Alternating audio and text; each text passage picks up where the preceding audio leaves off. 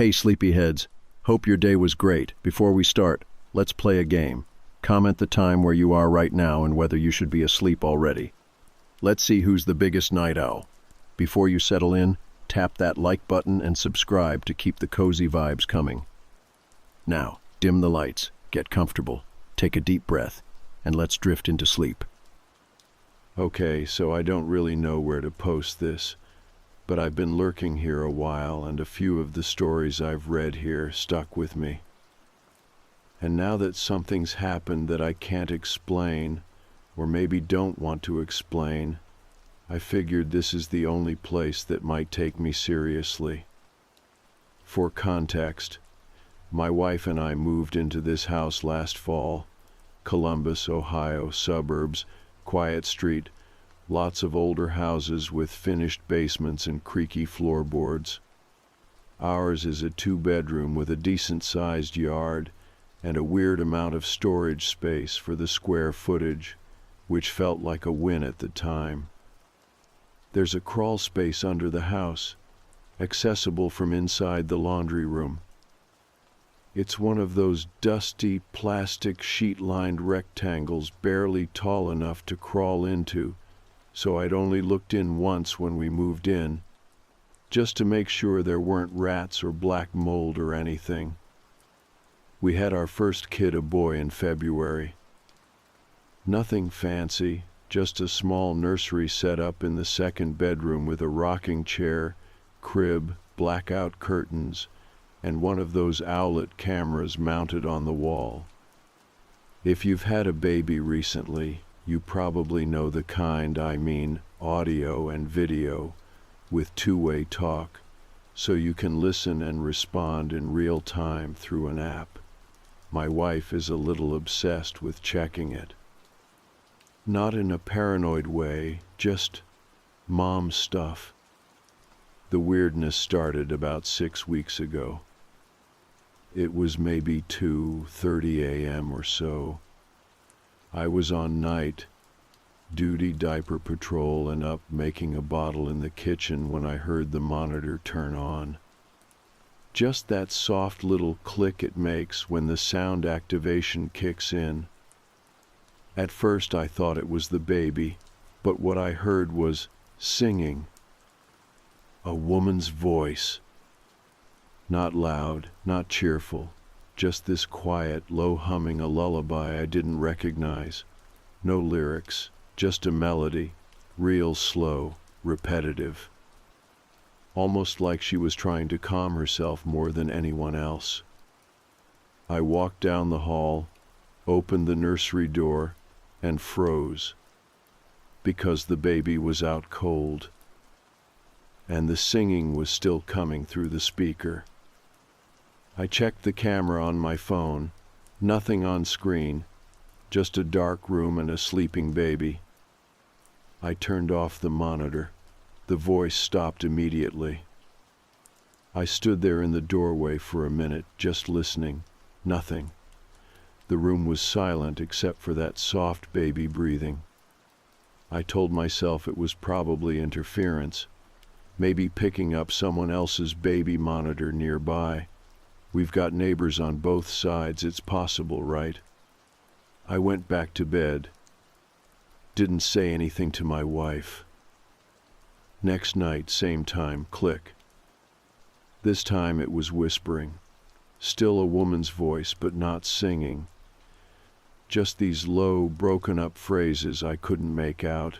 Maybe honey or shh or something like that. And again, when I checked the crib, the baby was sound asleep. Nothing on the camera, no alerts. But the speaker was clearly on. And again, the second I turned it off, silence. That's when I told my wife, showed her the clip from the monitor. You can set it to record. We both sat there on the couch staring at the waveform of this faint voice just appearing in our kid's room with no source. She didn't say much, just looked at me and said, "That's not okay." I agreed. So I called the monitor company Owlet and asked if it was possible to accidentally pick up other devices nearby. They said technically, yes, but it's extremely rare with their encryption protocols, and the audio is usually garbled. Ours wasn't. Ours was clear. I asked if there was any chance someone could access the camera remotely. They said no, but advised changing the password and checking our Wi-Fi security settings anyway. So I did that. Factory reset the monitor, reinstalled the app, changed all our passwords, even switched out the router just in case. We were locked down. Or so I thought. A few nights later, it got worse. We were both asleep. Around 3 a.m., the monitor clicked on again loud enough that it woke both of us this time. My wife grabbed her phone. I sat up. It wasn't singing. It was coughing. Wheezing, actually, like someone breathing through a partially closed throat. Strained, wet. Then a whisper, "I know you're up." I don't think I've ever moved that fast in my life. I grabbed the bat from under the bed and booked it down the hallway into the nursery. Empty. Baby still sleeping. Peaceful. Not even stirring. And then, behind me, just behind my right shoulder, the monitor speaker crackled, and I heard, "Shh, don't wake him." I turned around so fast I almost slipped on the rug. No one was there. The monitor light was on green, solid, transmitting. But there was no one in the room. I turned it off. We didn't sleep the rest of the night. The next day, we tore the house apart, looked in closets, under beds, behind doors, checked the attic. Nothing. But something about it wasn't adding up. I kept thinking about how clear the voice was, how close it sounded. And that's when I remembered the crawl space. It had been months since I looked in there. I pulled the washer out, opened the hatch, and immediately knew something was wrong. There were marks in the dust, handprints, dragged lines, spots where the plastic sheeting had been pressed down in the shape of knees. Someone had been in here recently. I crawled in with a flashlight. The crawl space goes under most of the house, maybe 3 feet high at most, too low to stand. The further I went, the worse it smelled. Damp, old fabric, mold.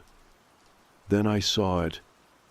In the far back corner, behind a stack of insulation boards, a small clearing, and in it, a stained mattress, a ratty blanket, empty baby bottles, children's toys, a plastic truck, a stuffed lamb missing an eye, and sitting on top of a milk crate, aimed toward the ceiling, a second baby monitor, identical to ours, still plugged into a portable battery, still powered on. I didn't touch anything. I backed out fast. Called the police. They came, did a full sweep, took the monitor, the mattress, everything. No signs of forced entry, no fingerprints, no DNA yet. But the officer pulled me aside and said something that made my blood run cold. This model of baby monitor, it doesn't transmit unless both ends are paired. If that one was powered on, it means whoever was down there could hear everything coming from your end too. We moved out the next week. Not because they told us to. Because the night after the cops left, the monitor in the nursery, the new monitor we bought to replace the old one, turned on by itself. Just one whisper.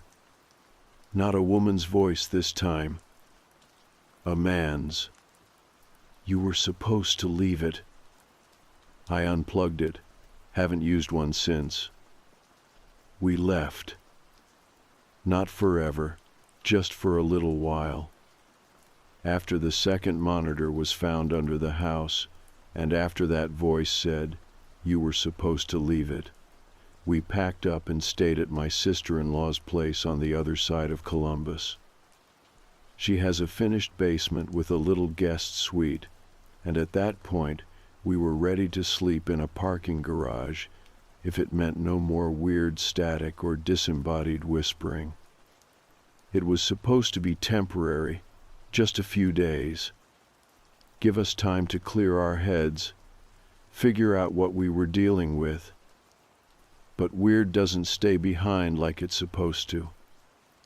We brought it with us. It started small. My wife and I both noticed the baby wasn't sleeping as well. Not screaming, not fussy, just waking up at odd times. 2 a.m, 3:11 again, wide-eyed. Completely still, no crying, just alert. Watching the door. And then the coughing came back. Same sound as before, rough, wet, too human to be random noise. Except now it wasn't coming from the monitor, it was in the wall. First night I chalked it up to bad plumbing. Houses settle, pipes hiss, I get it. Second night, I pressed my ear to the drywall and heard what I swear to God was someone breathing. In, out, raspy. And something else. A click. Like a switch flipping on. I didn't say anything to my wife yet. She was already on edge. We were guests in her sister's house. The last thing I wanted was to cause a panic. But the third night, she heard it too. We were both up late. The baby had been fighting sleep for hours, and we had just gotten him down when we sat in bed and heard it. A low, muffled humming, a lullaby, same as before. That same weird melody that never really resolves. It just circles. We sat frozen, didn't move, barely breathed. And then, from the vent near the crib, "Shh, don't wake him." My wife was out of the bed in seconds, scooped the baby up, clutching him like her life depended on it. I followed, heart pounding, opened the vent. Nothing inside. Just cold air and dust. We didn't sleep that night. Next morning I called the officer who'd responded the first time, explained everything, told him we were now hearing sounds in a completely different house, that something might be following us. He didn't laugh, didn't sound surprised. He just said, "Do you still have the monitor?" I told him we'd thrown the old one away and bought a new one. He said, "They don't work like that." I asked what he meant. He said something I haven't been able to stop thinking about since. Some tech doesn't just carry data, it carries connection. You link 2 points, and the connection doesn't break just because you unplug it. That's how some people get in. That's how some things stay in. I didn't know how to respond to that. I still don't. He said he'd send someone by to check the property. We thanked him and hung up. And then, no joke, the doorbell rang. Not 10 seconds later. I looked out the window, empty porch, no car, no footsteps on the sidewalk. Just an envelope taped to the door. Inside was a photograph. It was our baby, lying in his crib. The photo had been taken from a high angle, same position the camera would have been in, except the monitor had been off all night.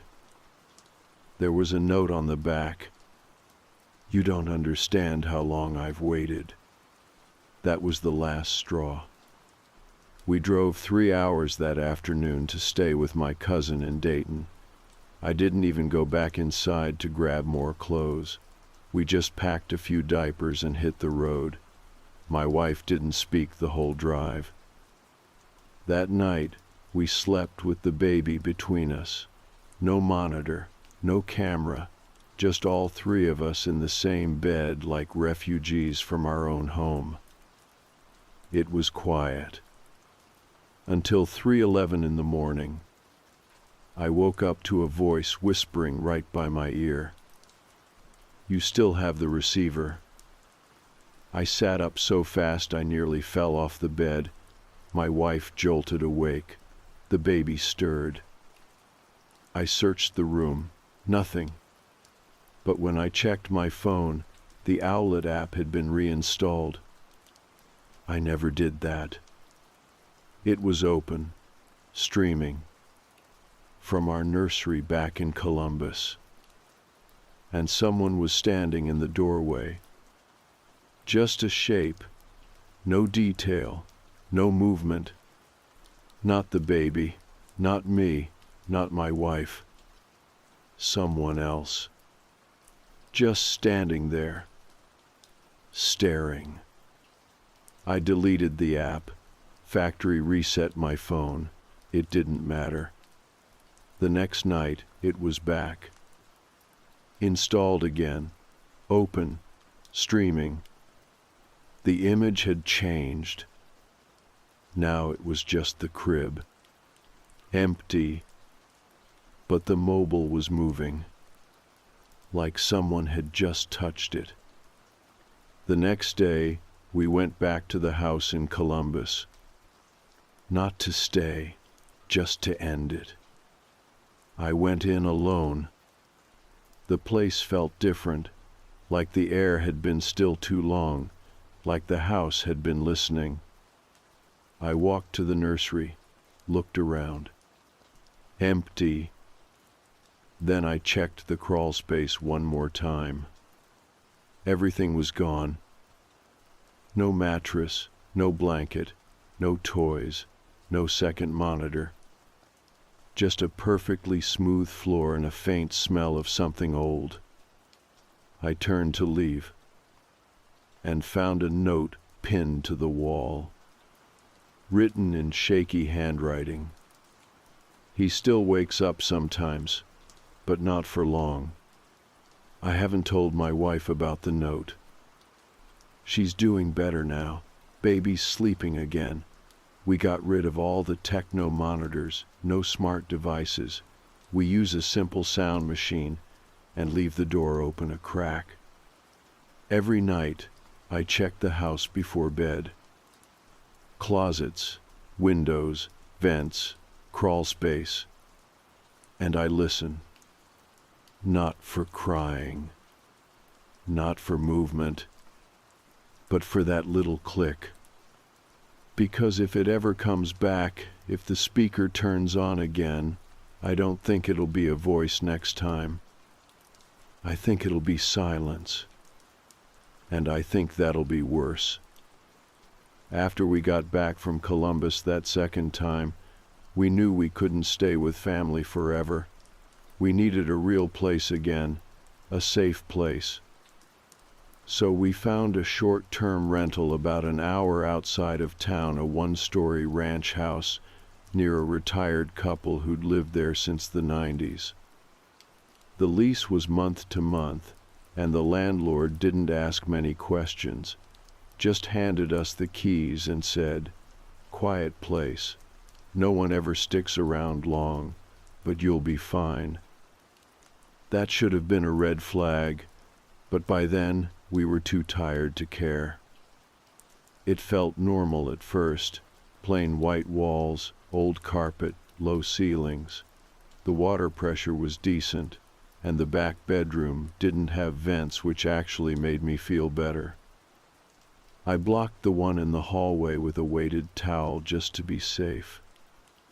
We didn't bring the old baby gear, no monitors, no smart anything, just a crib, a changing pad, and a regular nightlight. We started sleeping with the baby in our room again, partly for convenience, partly because neither of us trusted closed doors anymore. The first few nights were uneventful. No voices, no clicks, no waking up at 3:11 in the morning. But by the end of the first week, I started to notice something. The house felt off. Not haunted, just hollow, like it hadn't been lived in properly for a long time. The kind of place where sound didn't carry right. I'd drop my keys on the counter and hear the noise echo longer than it should. The baby's crying sounded muffled in weird spots, like the hallway absorbed it too quickly. Then I started hearing things again. Not voices, not yet, just faint mechanical sounds. A quiet whir behind the walls, like an old fan turning on somewhere inside the house. I checked the crawl space, the attic, the garage, nothing. Then one night, the nightlight started flickering. I unplugged it, plugged it into a different outlet. Still flickering. My wife said it was probably a wiring issue, but I could see she didn't believe it either. We were both waiting for something to happen. Both pretending it was over, even though we felt the same tension, like an old rubber band stretched just past its limit. And then came the tapping. 3 soft knocks, somewhere in the house. At first, I thought it was someone at the front door. I checked. Nothing. The next night, it came from the laundry room. Then from the wall beside the crib.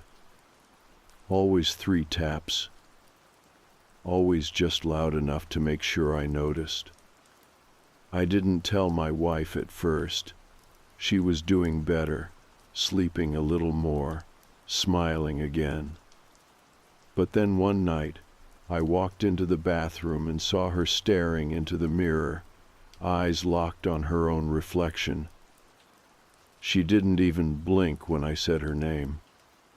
Finally, she whispered, "He keeps asking for his monitor."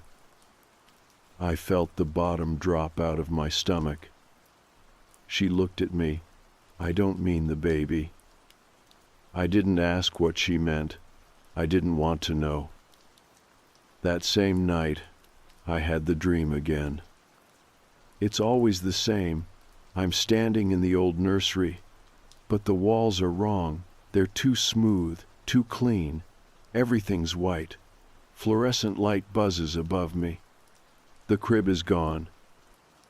In its place is a chair, one of those folding plastic ones you see at cheap events. And in the chair sits a baby monitor. Just the receiver. Its red light is on, solid. I don't move. I just stare at it. Then a voice comes through, low, calm. "You left the channel open." I wake up sweating every time. That morning I made a decision. I pulled out the baby monitor we thought we'd thrown away the first one, the one from the original house. I'd kept it, hidden under a pile of boxes in the garage. I don't know why. Maybe I thought someday I'd need to prove this happened. Maybe I thought burning it would make it worse. I plugged it in. It powered on instantly. No flicker, no delay, just that soft click as it connected. The screen was black, but not off, just dark. I adjusted the settings, tried cycling through channels, nothing. Then, after about 30 seconds, the speaker came on. Static. Then a low, slow breath. Then, finally, that's all it said. I turned it off and threw it back in the garage. That night, the knocking started again. But this time, it didn't stop at 3. It kept going. Tap, tap, tap, tap, tap, tap. Like someone was drumming their fingers on the inside of the wall, same spot, again and again. Then silence. Then the monitor turned itself back on. I didn't even touch it. It was still in the garage, unplugged. But the screen lit up somehow and showed a room I didn't recognize. Same white walls from the dream, same folding chair. And on the chair, a small, neatly folded baby blanket. Blue. Ours. The one that had gone missing from the dryer a week ago. My wife screamed. I ran out to the garage and smashed the monitor with a hammer. 3 hits, plastic everywhere. The screen cracked and went dark. But the moment I stepped back inside the house, I heard it. Through the walls, through the floor. That soft little click, the one it makes when the speaker turns on. And then, from the back bedroom just above, a whisper. Now that you're listening, I'll show you where I've been. I didn't go into the back bedroom right away. After that voice came through the walls, calm, patient, like it had been waiting for me to come back to it, I just stood in the hallway with my hand on the door frame and tried to breathe like a normal person. My wife was in the living room, holding our son so tight he'd started to cry, but she wouldn't let go. She just kept rocking back and forth, whispering, it's okay, like a metronome stuck in a loop. The click had stopped. The house was quiet again. I opened the door. The room was empty. Crib, dresser, nightlight still plugged in. The air was still, not cold, not hot, just heavy. I walked in and sat on the floor. I don't know why. I think I wanted to feel the carpet, make sure it was still my house, that I could still choose to sit in the middle of a room and not be watched or recorded or followed. But the silence didn't last long.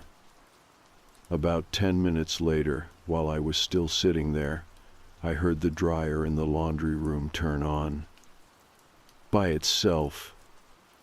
I stood up fast, too fast, dizzy for a second. My wife called out from the living room, "Was that you?" I didn't answer, because I already knew what I was going to find. The laundry room was dim, one of those old overhead bulbs that takes a second to flicker on. The air was warmer than the rest of the house, and not in a comfortable way. Thick, damp. The dryer was tumbling, quiet hum, no timer set. The display was dead. I opened the door. Inside, rolling in slow circles, was the blue blanket. The one from the monitor feed. Still neatly folded. Still slightly warm. I didn't touch it. I closed the door again and backed out of the room. That night, we didn't sleep. We stayed up in shifts, one of us holding the baby while the other sat by the hallway, watching the bedroom door. I didn't bring the old monitor back out. I was done with that. But around 3 in the morning, we both heard the static again. Not loud, just enough to raise the hairs on the back of your neck. My wife looked at me and whispered, "It's under the house." I didn't want her to be right. But the next morning I went outside and crawled under the house again. It was harder this time. The ground was dry and cracking. The air smelled sour, like wet paper and old milk. And there, toward the back corner, behind some stacked cardboard and half-rotted insulation, I found it. Another monitor. Identical to the one I'd destroyed. But this one was newer, still warm to the touch. The light was on. plugged into a battery pack. A fresh one. There was a piece of masking tape stuck to the side of the receiver. On it, written in marker, "Property of 24. No name, no initials, just that. I turned it off, didn't take it with me, just backed out slowly, scraping my elbows against the floor joists, trying not to think about how many crawl spaces like this there might be, and what might be in all of them. That night, I heard the breathing again. Right next to me. Not in the baby's room, not in the vents. In the bedroom, beside my bed. My wife was asleep finally, curled up on her side with our son tucked in the crook of her arm. She didn't stir. But I heard it. A slow inhale. Pause. Then a long, shaking exhale like someone had been holding their breath too long and finally let go. I turned on the light. Nothing there. Just our room. But the closet door was open. Only an inch or two. And there was something on the floor inside. A receipt. I picked it up. It was from a hardware store about 15 minutes away, dated 2 days before we moved in. On it, one item. Owlet monitor, model X7. Paid in cash. I didn't tell my wife. I just folded it up, slipped it in my wallet, and lay back down. We were being set up. That much was obvious. But by who or what was still a mystery. The next day, I went to the hardware store. Asked the guy behind the counter if he remembered who bought that model. He said they keep camera footage for 30 days, but only if there's been a theft. I asked if I could check it anyway. He said no. So I walked outside, sat in my car, and waited until my hands stopped shaking. I decided to check the crawl space again. Not the one under our rental. The one under the first house, the one we fled from, the one that started everything. I knew it was stupid. I knew we weren't even supposed to be on the property anymore. But I still had the key, and I needed to know. The house was still empty, same sagging porch, same blinds pulled tight. No one on the street seemed to notice or care that I was there. I went around back, pushed open the old hatch, and crawled inside. This time, there were no toys. No mattress. Just a stack of old photo frames, dozens of them, all face down. I flipped one over. It was a picture of a child's room, crib, nightlight, blue blanket. A monitor mounted on the wall, but the reflection in the glass didn't match the photo. It showed a man's face, blurry, half in shadow, staring out like he'd been waiting to be seen. I flipped another. Same room, different layout, pink blanket, doll in the corner. Same face in the glass. Third photo, empty room, no furniture, just the monitor on a chair again, and written in marker across the bottom. He's learned how to follow the sound now. I backed out, didn't take anything. On the way home, my phone buzzed. Unknown number. Text message. You're almost ready. Keep the line open. I threw the phone out the window, and when I got home, the blanket was gone from the crib. In its place, a note. He sleeps under now. The note didn't make sense. Not at first. He sleeps under now. I just stood there staring at it, my hand still on the edge of the crib. My son wasn't crying, he wasn't fussing, he wasn't there. But there was no struggle, no signs of panic. The blanket was folded neatly, as if he'd never been in the crib to begin with. My wife came in behind me, saw the note, and froze. I don't remember exactly what she said. I just remember the way her hands clamped over her mouth and how her knees buckled like she couldn't stay standing if she had to believe what she was seeing. We ripped through the house. Every room, every closet, every cupboard. We pulled the drawers out of the dressers, flipped the mattress, checked behind the refrigerator. Nothing. I ran outside, checked the garage, the crawl space, even under the car. Nothing. He was gone. And then, just as I was about to call the police, the monitor turned on. I didn't even realize we still had one. It was the new one, the one we'd barely used. I thought I'd thrown it in the closet. But there it was, on the kitchen counter. The screen lit up, static for a second. Then the image came into focus. Not our house.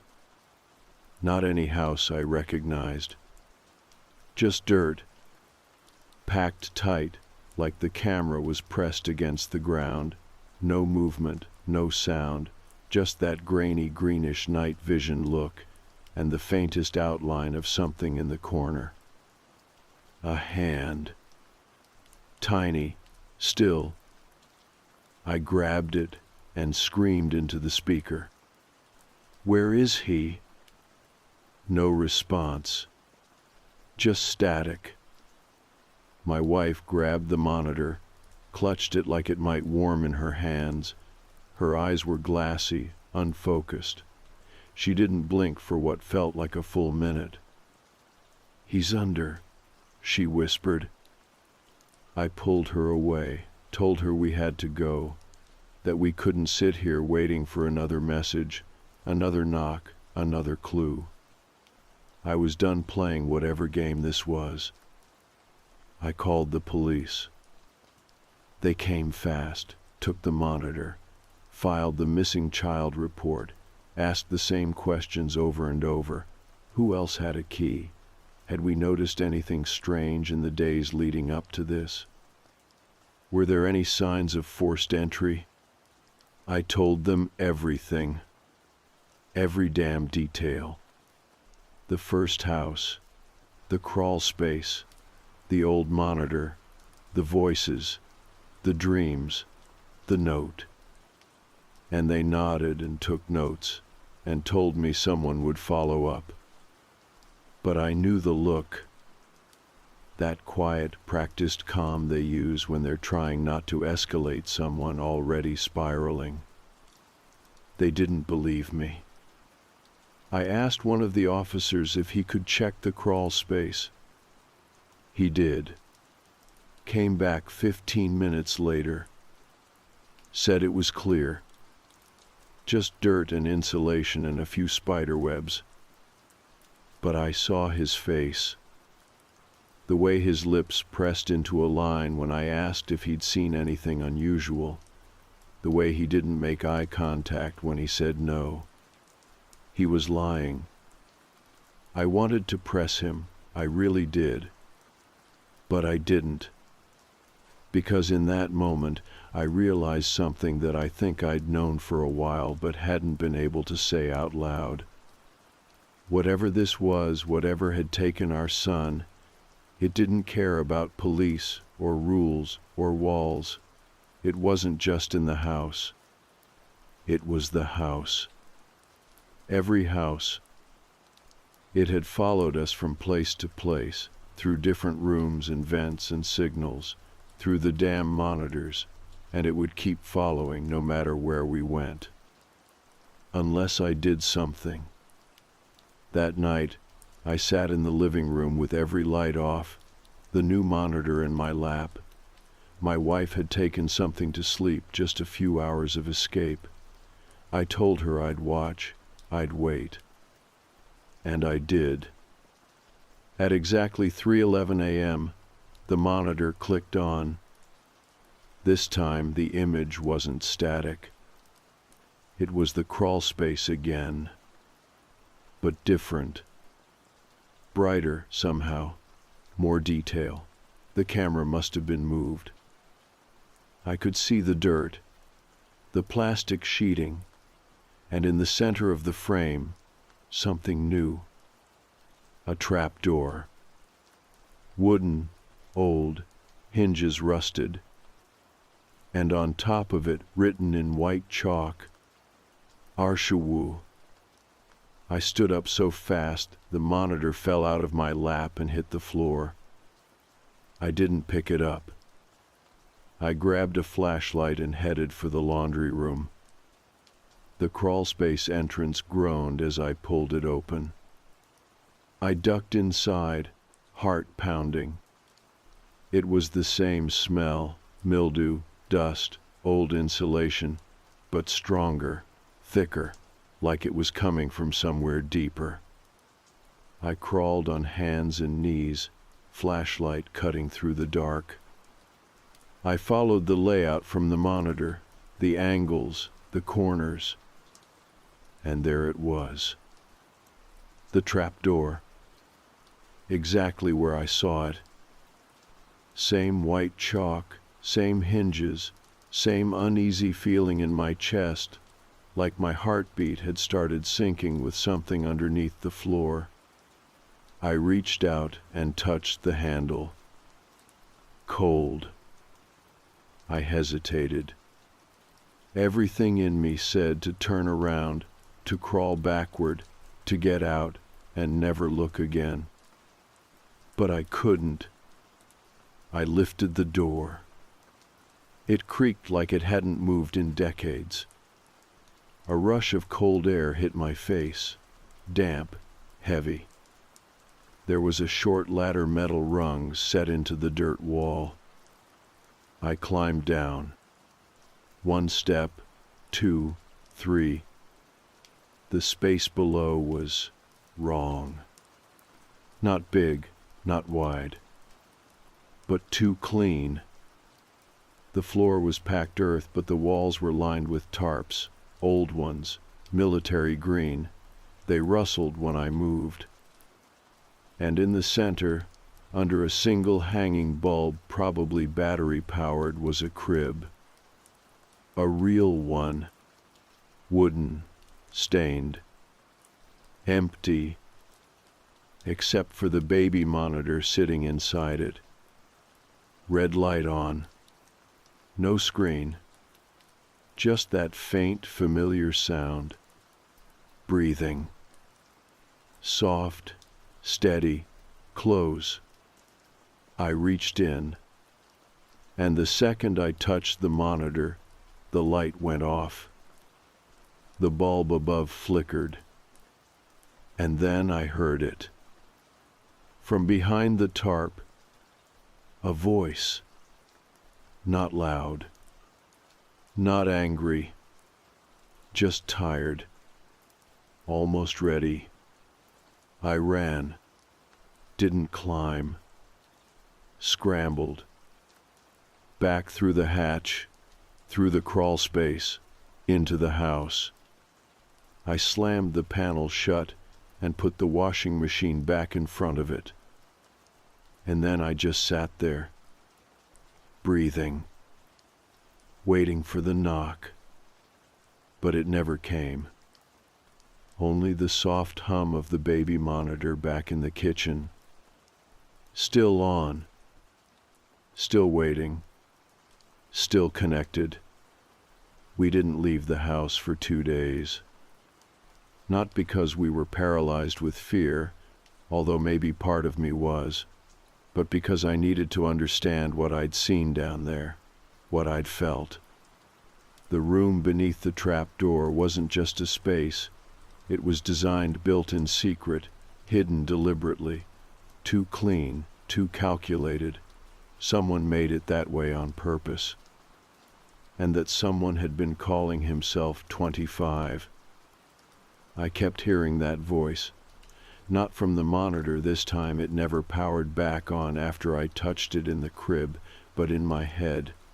The voice in the crawl space, the one that said, "Almost ready." It wasn't a threat, it wasn't even taunting, it was more like expectation. I sat at the kitchen table all that night just thinking, looking at the baby monitor where it sat on the counter, quiet now. The red light was still blinking though, and it wasn't connected to anything. That's when I realized something. It was never about just watching. It was about mirroring. About making the environment feel just familiar enough that you don't question it. A quiet house, a safe room, a monitor that hums in the background and lets you check in with just a glance. We had one. They had one. Our child was in one crib. Another child, or something like a child, was in the other. He sleeps under now. That line played over and over in my head. I started digging into every past tenant of the original house. Public records, forums, archived real estate listings. It took hours, but I found something strange. Between 2007 and 2022, the house had changed owners 7 times, all private sales, no listing photos, no inspection notes online. One of the names caught my eye. An Evelyn Harmon. She sold the house in 2011, quick turnaround, only lived there 3 months. But her name was also tied to a missing persons report filed the same year. Her grandson, age 1, disappeared from his crib in the middle of the night. No signs of forced entry, no witnesses, no suspects. Sound familiar? That's when I knew this wasn't new. This thing, this pattern, it was a system. Not a ghost, not some haunted item, a mechanism, built by someone, continued by someone else, maintained, updated. Monitor to monitor, room to room. And every family who came through that house, maybe more than just that one, had become part of it. Some unknowingly, some willingly. I thought about the labeling, property of Haystack 24. The note on the photo frame, he's learned how to follow the sound now. And the one that shook me the most, you left the channel open. It wasn't that they were watching us. It was that we were feeding the loop. Every time we turned the monitor on, every time we listened, every time we whispered back, we kept the channel open. I told my wife everything. She didn't interrupt. She just listened, holding our son's blanket in her lap like it could still comfort her. When I finished, she stood up and said, "We burn it." So we did. The monitor, the note, the receipt from the hardware store, all of it. Everything we had kept that tied us back to that crawl space, the sounds, the screen, the signal. We wrapped it all in a pillowcase, took it out to the backyard, and made a fire in the rusted fire pit behind the garage. I watched that red blinking light go dark as the plastic melted and curled into ash. For a second I thought I heard something hiss in the smoke. A voice. Breathing. But it might have just been the wind. We moved out the next day. Left the furniture, left the lease deposit, left the keys in the mailbox. Didn't tell the landlord. Didn't leave a note. I know it sounds careless, but we had to. If I've learned anything, it's that there are some places you don't explain your exit from. You just go. We stayed with my cousin in Dayton for a while after that. It wasn't perfect, but it was quiet. No monitors, no cameras, just a mattress on the floor and a baby between us. We started building routines again, morning walks, grocery runs, sleep schedules. I started to see a little more light in my wife's face every time the baby giggled or kicked his legs during diaper changes. I never stopped watching, though. Not in a paranoid way, just in that quiet, permanent way trauma makes you see the world. I'd look at vents a little too long. I'd check ceilings in Airbnbs. I'd unplug radios that turned on too easily. But weeks passed, then months, and nothing followed us. Eventually, I did go back once to the original house. Not inside. I just parked across the street one afternoon. The grass was tall, the windows boarded up now, no car in the driveway. But someone had spray painted something on the front door. White letters, big. No more sound. I don't know who wrote it, but I think I understand. If you're reading this because something started happening where you live, if you hear breathing from a monitor that shouldn't be active, or whispers when the house is still, or a voice that calls from somewhere too low beneath your floor, turn it off. Whatever it is, whatever wants to be heard, it only lives if you listen. It doesn't need to find you. It just needs to be invited. Don't invite it. Don't talk to it. Don't ask it for answers, because you might not like the one you get. And whatever you do, don't leave the channel open. This happened 2 years ago in Jacksonville, and I still don't really know how to talk about it without sounding paranoid or completely unhinged. But it's been sitting on my chest since then, so maybe if I write it out, it'll stop replaying every night. So yeah, 2 years ago I was in my second year of college, completely broke, overdrawn, bouncing between couch surfing and sleeping in my car. Tuition was a joke, food was optional, and all my energy was going into not drowning. I was working part-time at a print shop, and classes were basically an afterthought. I started looking at Craigslist because student housing was a joke. Everything decent was already gone, and the rest either looked like mold incubators or were way out of budget. Then I found this listing. Room for rent, shared kitchen, private bathroom, no guests, no mirrors. That's all it said. No photos, no fluff, just an address in Arlington, a phone number, and no questions asked in the body of the post. Honestly, it sounded like a scam, but I was desperate, and $200 for a room with a bathroom? That was too good to pass up. I texted the number. Guy replied in under a minute. Come by tonight, 7. Bring first month's rent. That should have been the first red flag, but I was already halfway convinced I'd be sleeping in my car again that night, so I said yes.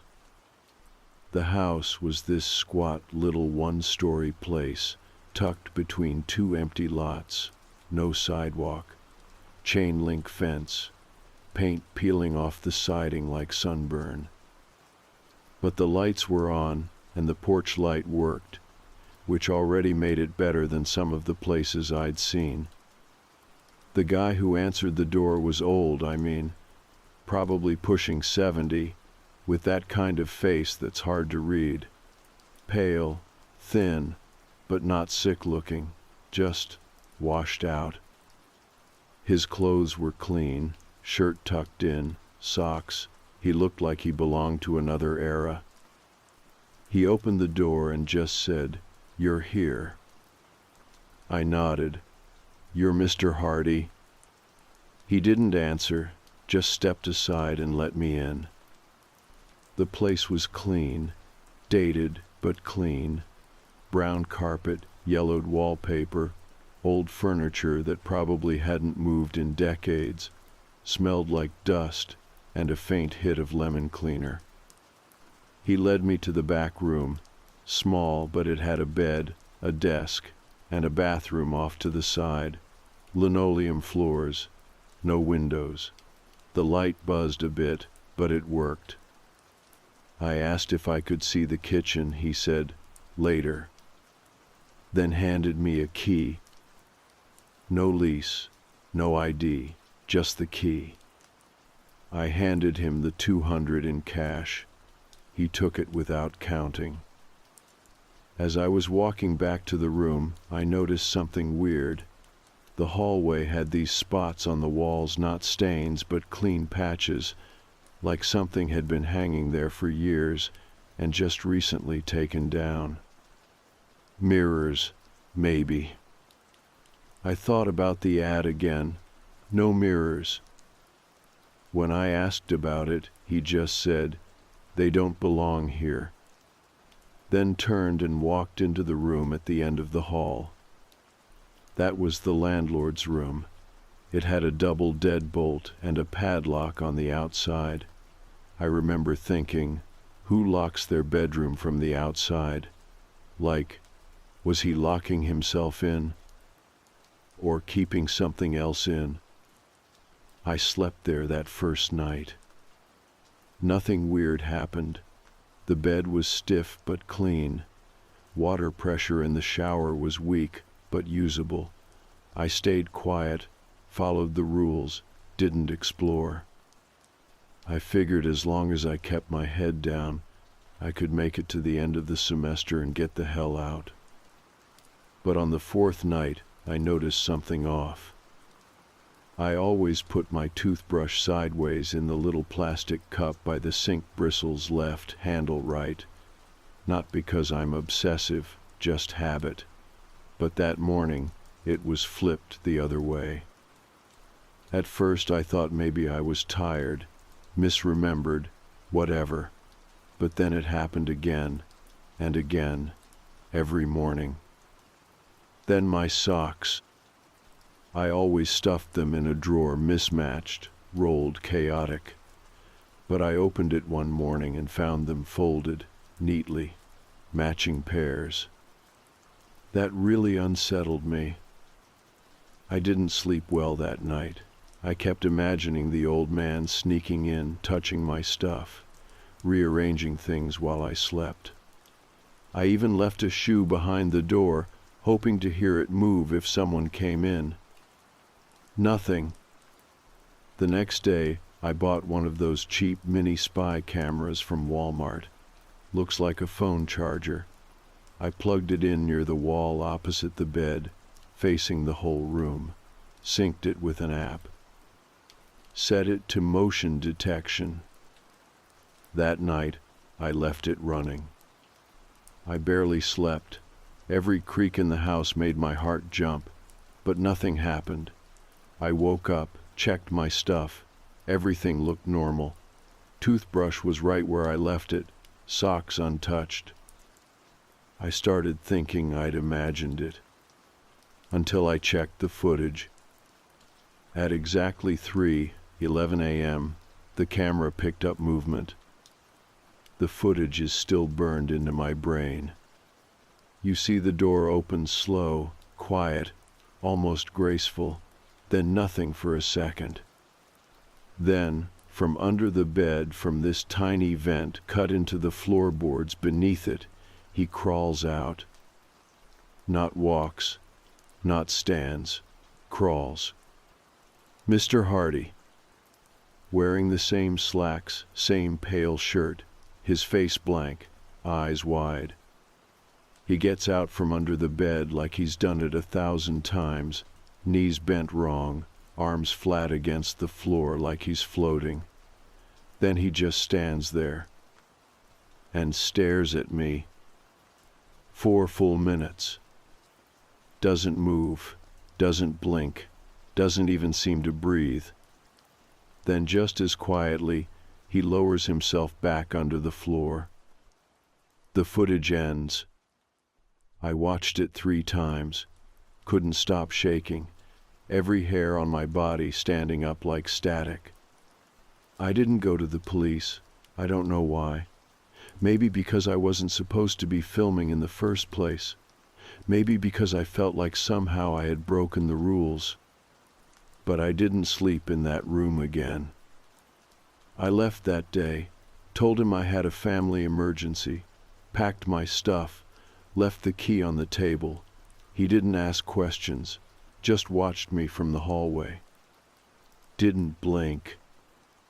I got a new place, couch surfed again, took on more hours at the print shop, barely scraped by till the semester ended. But the footage, I kept it, just in case I ever needed to remind myself that it really happened. A week later, I drove past the house just to see, not sure why. It was empty, boarded up, like no one had lived there in years. And I swear to God, I saw my room's light still flickering, even though there was no power. After I left, I didn't tell anyone. I know that probably makes me sound weak, or paranoid, or worse, like I made it all up. But what would I even say? Hey, I caught my landlord crawling out from under my floor in the middle of the night and watching me sleep for 4 minutes straight, then slithering back in like some kind of human rat. No one would believe me, and honestly, I didn't want them to, because if they did believe me, then that meant it was real, and I wasn't ready to sit with that yet. So I buried it, told people I left because the house was gross, or the guy gave me a weird vibe, or that I needed to be closer to campus. Whatever excuse sounded least dramatic. But the footage never left my phone. I didn't watch it again, not at first. It was like having a loaded gun in your drawer. You knew it was there, but you didn't need to take it out unless things got bad. And things were quiet for a while. I ended up crashing on a classmate's couch for the rest of the semester. She had a decent 2-bedroom and didn't mind me being there, as long as I pitched in on groceries and didn't leave dishes in the sink. The vibe was chill. I slept with my phone under my pillow. I stopped checking the closet 3 times before bed. For a while, it felt like the whole thing had been a bad dream. Then, about 3 weeks after I left, I got a text from an unknown number. "You forgot your mirror." That was all it said. No name, no image, just those 5 words. I stared at it for a long time, like maybe if I looked long enough, it'd make sense, but it didn't. I hadn't brought a mirror with me, not a hand one, not a wall one. The only mirror I owned had been cracked, and I'd thrown it out before I ever moved into that place. He didn't allow mirrors. It was one of the rules. I deleted the text, blocked the number. Didn't sleep that night. The next day, I went to campus early, sat through 3 classes without remembering a single word of the lectures. Everything felt slippery, like my thoughts couldn't settle, like I was thinking through fog. By the time I got back to the apartment, the sun was already going down. I found a note taped to the front door. White paper, neatly folded, no envelope, just my name written in precise slanted cursive across the top. Inside it read, "There's a gap in the floor where you used to sleep. You left something in it. Come back." That was it. I looked around the hallway. No one. Just the hum of porch lights, the soft thump of someone's TV through the wall, and the distant sound of a car alarm chirping 3 streets over. I took the note inside, showed it to my roommate. She frowned, read it twice, then said, "Is this some kind of stalker thing?" I told her it was probably a prank, that I'd had a weird landlord once, and maybe he was mad I left without notice. She didn't push it, but I could tell it unsettled her. That night she locked her bedroom door. So did I. I watched the footage again.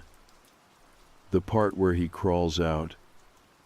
The way he doesn't look human, when he moves not in a monster kind of way, but in that too quiet, too smooth way, like his body had been built for tight spaces, like he was used to navigating the world below floorboards, between walls, underneath things. He didn't blink. Not once. I kept pausing on that moment frame by frame, trying to see if maybe there was something else I'd missed. A twitch, a breath, a reason. But there wasn't. Just the stare. And then the retreat. After that night, I started looking up property records. I figured if I could find out who the guy really was, if the house was even his, maybe it would make everything feel less surreal. Like maybe he'd turn out to be a squatter, or someone off his meds, or just a guy who'd been there so long no one questioned it anymore. The house was owned by someone named Edward R. Hardy, age 72. Same last name he gave me. But here's the thing. According to the records, he died 6 years ago. Officially. There was an obituary, funeral notice, cremated, no next of kin listed. Which meant whoever I met, whoever handed me that key, wasn't supposed to exist. Or someone else was using his name. Or something else entirely was pretending to. I went back to the street.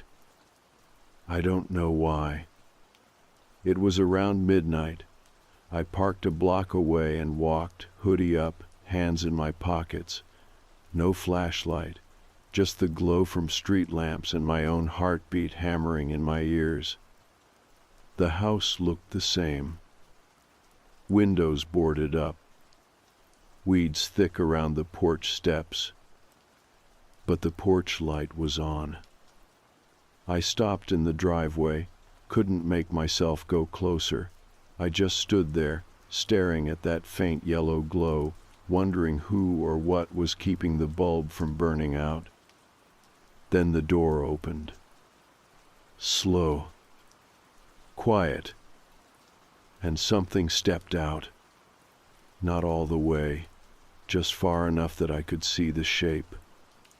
Tall, thin, hands hanging too low at the sides, head tilted. Watching. I didn't wait. I turned and walked. Not ran, not yet, because I knew if I ran, it would feel real. If I ran, I wouldn't stop. So I walked until I turned the corner. Then I sprinted like hell to my car. I don't remember unlocking it, just the slam of the door and my hands shaking too hard to fit the key into the ignition. When I finally got it to turn, I didn't look back. I haven't gone near that street since. But the notes haven't stopped. Different handwriting now. One was shoved into my jacket pocket while I was at the gym. Another was taped to my rear window when I came out of class. One showed up folded inside my wallet. Each one shorter than the last. underneath. We remember. And the last one left on my pillow while I was in the shower. You belong where you slept. I checked under my new bed. No floorboards. Just solid concrete. But every night, I dream about hands pressing up from underneath.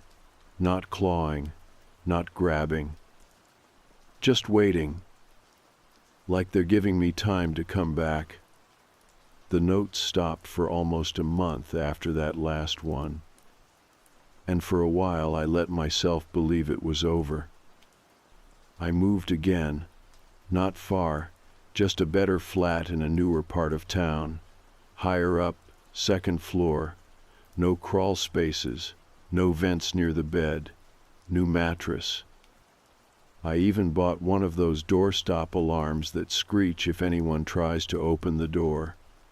Installed a deadbolt myself, even though the landlord warned me not to make any modifications. I didn't care. For the first time in months, I felt like I could breathe again, like maybe the thing I ran from hadn't followed, that maybe whatever had crawled out from under that bed was more attached to the house than it was to me. I was wrong. It started again with the smell. I didn't recognize it at first. It wasn't sewage or mold or anything obvious, just this faint, dry, almost dusty scent, like something that had been locked in a box for too long, like old skin and carpet glue. I only noticed it late at night, usually around 2 or 3 a.m.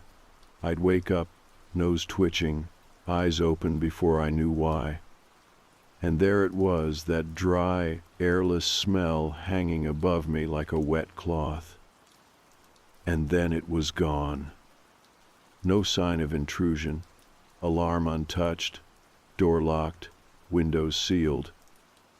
But the air had changed. It always did. I thought I was being paranoid. Trauma, maybe. That's what people say now when something doesn't make sense, trauma. Like it's a password that unlocks every irrational fear and makes it acceptable. But then I started losing time again. Little things at first. I'd come home and the lights would be on when I knew I turned them off. My phone battery would be lower than expected. One day I found the kettle boiling when I hadn't touched it. Another morning, I woke up with my keys in the fridge. Once or twice you can explain away stress, fatigue, distraction, but not all of it. And definitely not the note I found taped to the underside of my pillow. Same paper, same handwriting. There's a place for you, just beneath. I didn't scream. I didn't cry. I just stared at it, skin crawling, mouth dry. I turned on every light in the flat and stayed up all night with my back against the wall, the kitchen knife in my lap, and my phone recording. The video showed nothing. But I remember that night, the creaking in the hallway, the shadow under the door that didn't belong to any light source. The whisper I heard around 3, 11 too soft to catch the words, but close enough to feel like it was just inches away. I couldn't keep living like that. I knew it. So I finally went back. To the house.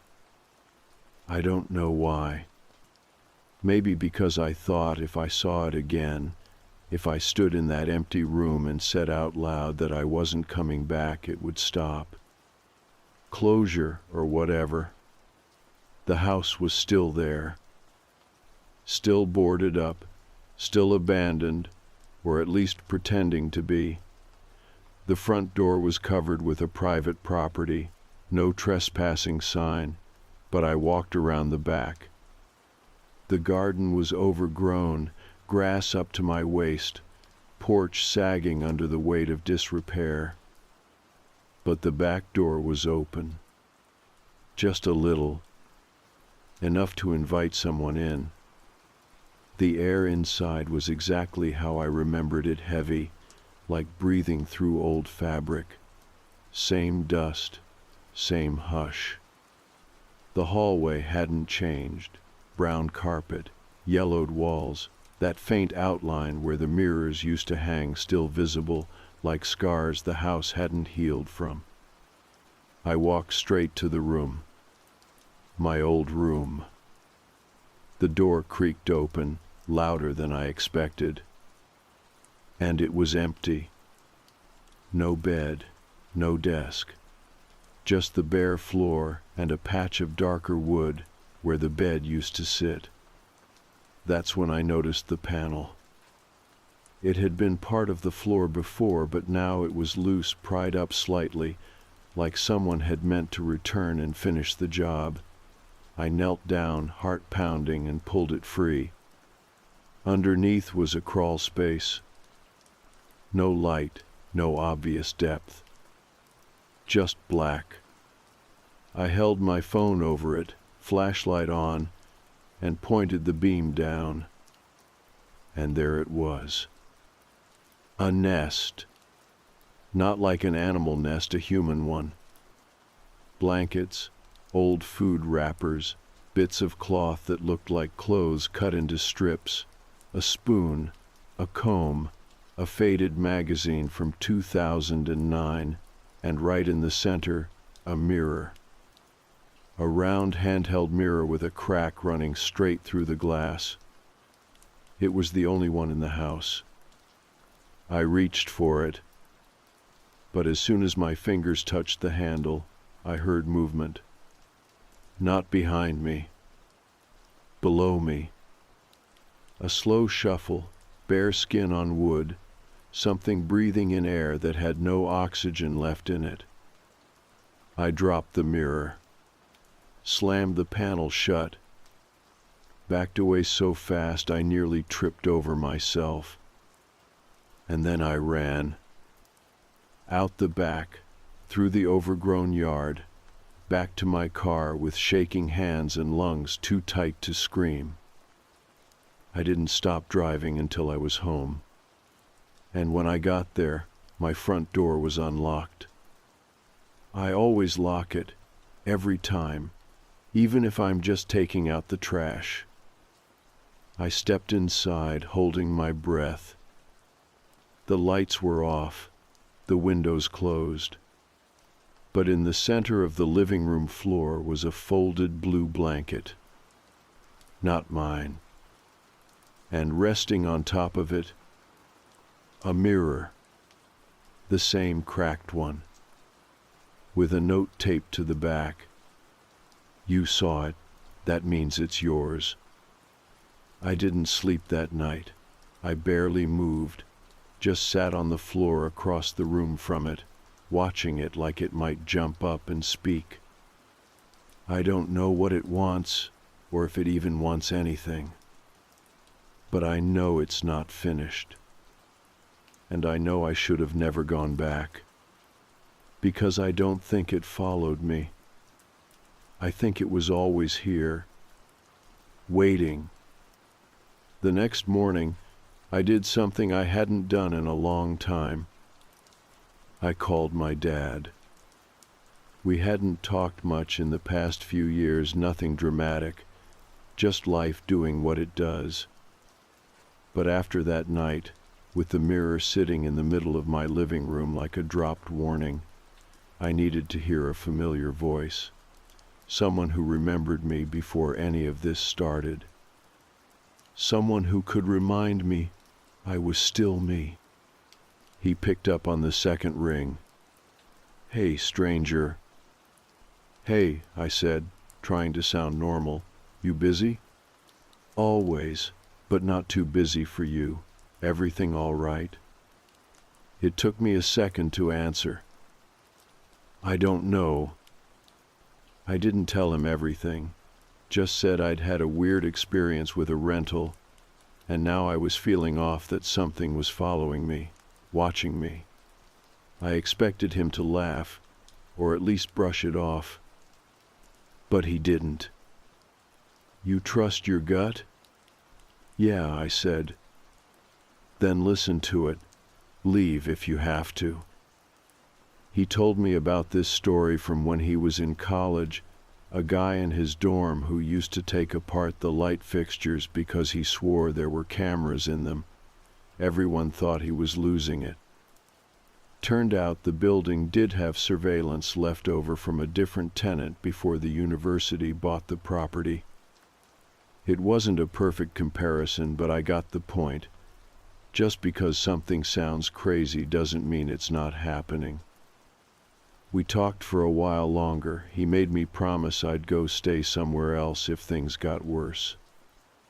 I promised. And then I didn't.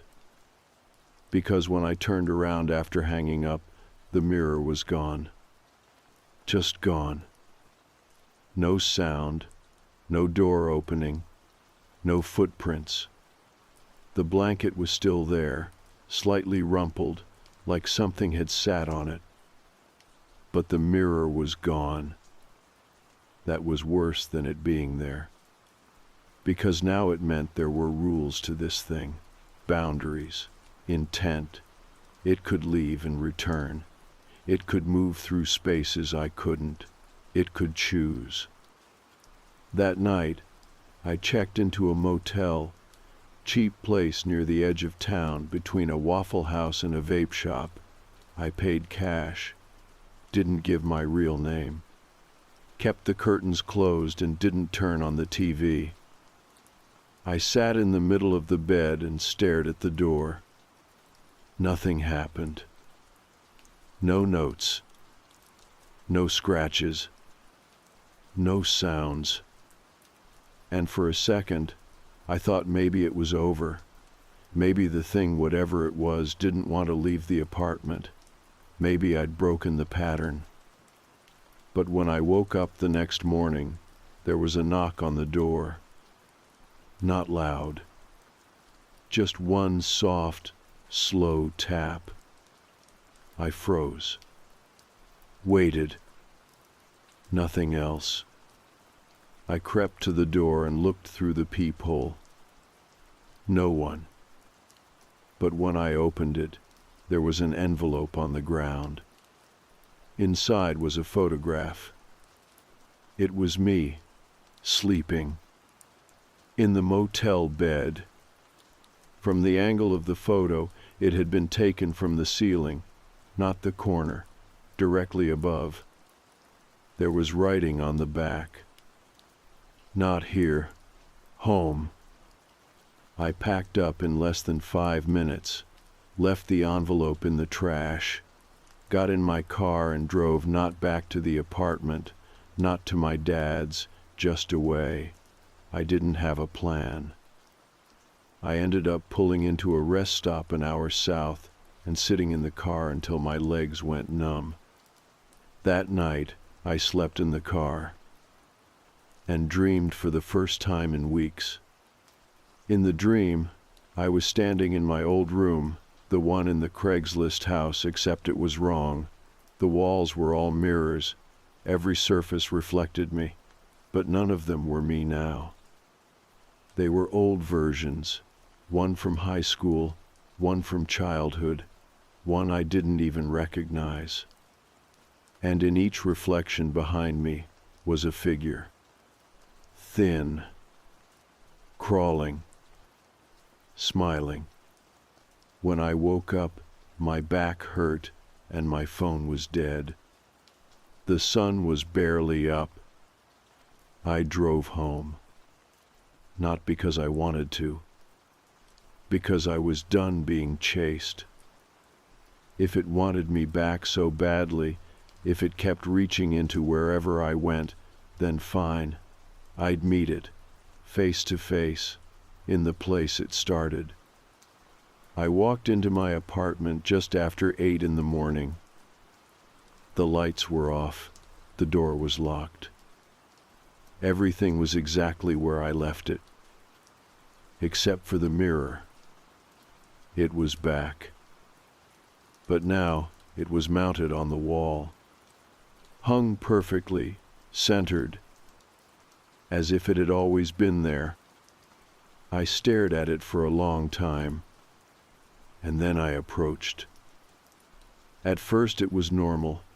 My reflection looked like me, same hoodie, same tired eyes, same hollow in my cheek where I bite it when I'm stressed. But the longer I looked, the more I realized something was off. The reflection wasn't mirroring me anymore. When I tilted my head, it didn't follow. When I stepped forward, it didn't move. It just watched. Then slowly it lifted a hand and tapped the glass 3 times. I ran. Didn't pack, didn't lock the door, just got in the car and drove. Again. That was 2 nights ago. I'm writing this from a library an hour and a half away, using a guest computer. No login, no history. I've disabled everything I can. Because this morning, I found a note under the windshield wiper of my car. Reflection successful. Transfer complete. And it was signed. E.R. Hardy. I don't know what's left of me now. If I go back, I don't think I'll be the one who walks through that door. And if you're reading this, and any of this sounds familiar, if someone offered you a cheap room with strange rules and no mirrors allowed, leave, right now. Don't ask questions. Don't look back. And whatever you do, don't stare too long into anything that stares back. I stayed gone for 2 weeks. Didn't go back to the apartment, didn't answer my phone, didn't check email. I slept in my car most nights, parked at truck stops and 24-hour supermarkets. Some nights I stayed up till sunrise in gas station booths, nursing the same coffee until my stomach turned. I showered at gyms, ate crackers and instant soup. I tried not to think about the mirror. But I couldn't stop thinking about the note. Reflection successful. Transfer complete. The phrasing stuck with me. Clinical, mechanical, like something had finished uploading. Like the version of me in that mirror had finally replaced the version outside of it. But I was still here, wasn't I? I felt real. My hands were cold. My skin broke out. My back hurt from sleeping in the driver's seat. I was still me. Right? By the second week, I started to lose the thread. I'd walk past storefront windows and catch my reflection just a beat too late, like it lagged, like it was checking what I did before copying it. It started to twitch sometimes. Just little things, a blink that didn't match mine, a frown when I was trying to smile. Once, I lifted my hand to run it through my hair and saw the reflection already doing it, like it knew what I was about to do before I did. I stopped looking into windows after that, or anything reflective. I turned off the rear-view mirror in my car, used only paper cups at coffee shops, avoided shiny cutlery, water surfaces, shop doors. You don't realize how much glass is around until you're trying not to look at yourself in it. I probably seemed unwell. Dirty hoodie, red eyes, flinching at chrome napkin dispensers. People started giving me a wide berth. Eventually I cracked. I couldn't keep wandering. I called the only person who'd believe me, even if she didn't want to, my cousin Alex. Alex is one of those people who never reacts the way you expect. She once calmly pulled a possum out of her bathtub with salad tongs and didn't even post about it. She's hard to rattle, which is why I called her. She picked up on the first ring. "Tell me everything." And I did.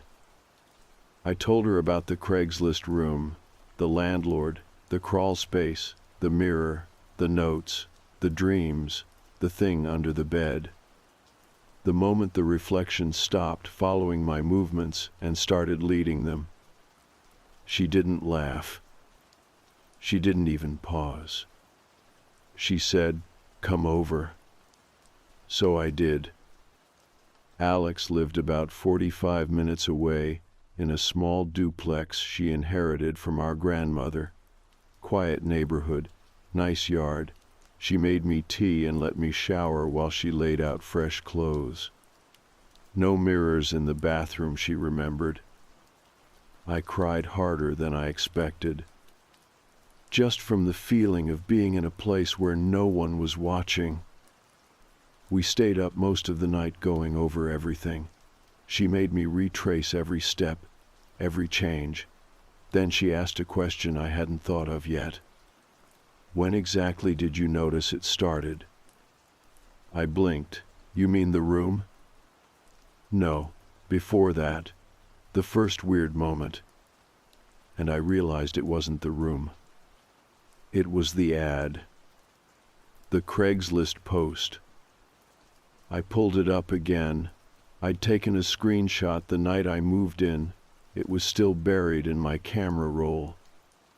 Room for rent, $200 a month. No guests, no mirrors, no questions.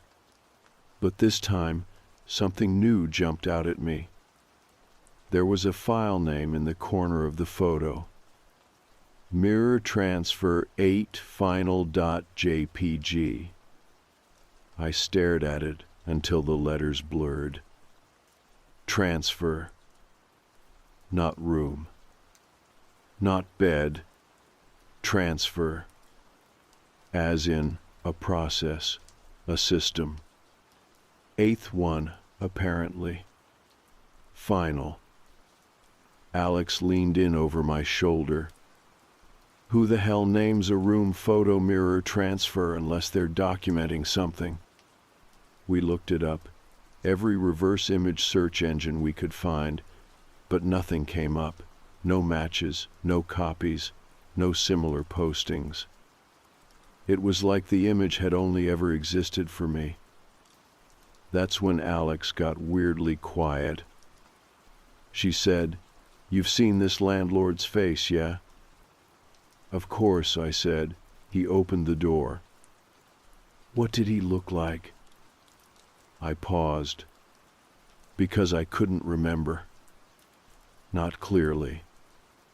I knew the general shape, old, thin, pale, but his face, I couldn't picture it, not even a blur, just a black space where a memory should have been.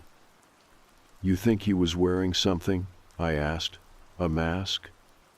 "No," she said. "I think you never saw him at all. I think whatever let you in just wore a face you accepted and waited until you crossed the threshold." I stared at her. "That's why it was so cheap," she said. "Because you weren't paying rent. You were agreeing to something." But I didn't agree to anything. "You went in, right? Slept in the bed?" I nodded slowly. "Then you agreed."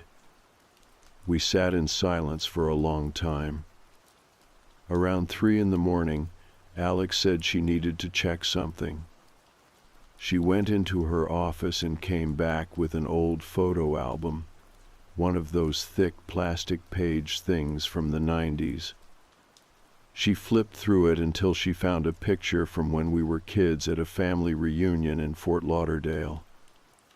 I was about 8 in the photo, standing near a picnic table, eating a popsicle. Alex pointed to the background. There, blurry but unmistakable, was a silver-framed mirror leaning against a tree. And in the reflection, something stood behind me. Not anyone I recognized.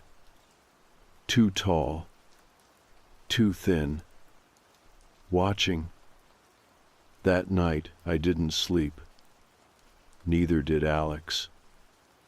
When morning came, she handed me a car key and said, "You need to go back. Finish it." "Finish what?" I asked. "Whatever didn't finish you." I didn't understand what she meant, but I drove anyway. Back to the apartment. Back to where I left the blanket, the cracked mirror, the last note. The place was quiet. Air still, curtains undisturbed. But in the center of the living room, something new waited. A box. Old wood, blackened with age, hinges rusted, no lock. I opened it. Inside were 7 photographs, each one showing a different person sleeping in that same Craigslist room. Different bed sheets, different clothes, but always the same layout, always the same camera angle. The last photo? Me. But not from the video I took. This one was from above. And the timestamp said 3:18 a.m., June 4th, 2019. The night before I moved in, when I saw the timestamp on that photo, me sleeping in the Craigslist room a full night before I ever moved in, something inside me cracked. I stood there, holding it, fingers cold. My brain wanted to go into denial, to say it was faked, photoshopped, anything. But I knew the sheets in that photo, that ratty gray blanket. That was mine. I'd brought it from the trunk of my car that first night. The socks on the floor were the same mismatched pair I wore the day I toured the place. Except I hadn't toured it. Not really. I'd just moved in. I sat on the floor, all 7 photos spread out beside me, trying to figure out what they had in common. The people weren't the same age, not the same gender, not the same body types. But they all had one thing in common. They were alone.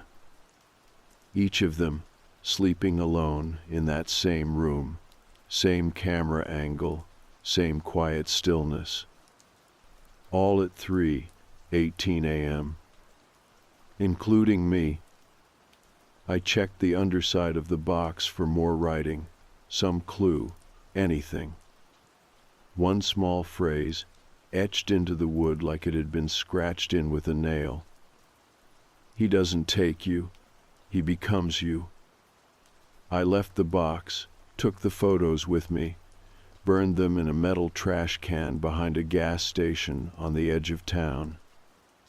Watched every corner curl and blacken until there was nothing but ash and smoke and the smell of something older than paper. And that should have been the end of it. But when I got back to my apartment that night, the new one, the place I'd only spent a few nights in before running, something was wrong. Not the door. Not the locks. Not the lights. Me. I was wrong. It took me a while to figure it out. I looked fine in the mirror when I finally worked up the nerve to check, but something was off. Not in the reflection, in the timing. I was remembering things before they happened. Only by a few seconds at first. I'd reach for my phone and realize it was already in my hand. I'd open my mouth to speak and hear the words before I said them. Like I was watching myself go through the motions, like my body was predicting me instead of responding to me. And then came the dreams. Always the same. I'm back in the room, the original room. But now I'm on the floor, not the bed. The mirror is above me, hovering in the air, spinning slowly. And from underneath the crawl space, hands are reaching. Not grabbing, not violent. Just offering. One holds a cracked mirror. One holds a toothbrush. One holds a key. All the things I'd touched. All the things I'd agreed to without knowing. One night, I woke up with the taste of lemon cleaner in my mouth. I hadn't used any. And then came the phone call. Private number. No voicemail. Just rang once, then silence. Then the next day, my voicemail app glitched, said I had a new message even though the inbox was empty. I rebooted my phone, message gone, but my wallpaper had changed. Not a big change, just a slightly altered photo of me and my cousin Alex. Same background, same pose. But I wasn't blinking. Neither of us were. I called her immediately. She picked up, but it didn't sound like her. Her voice was flat, slowed down, like a recording being dragged across old tape.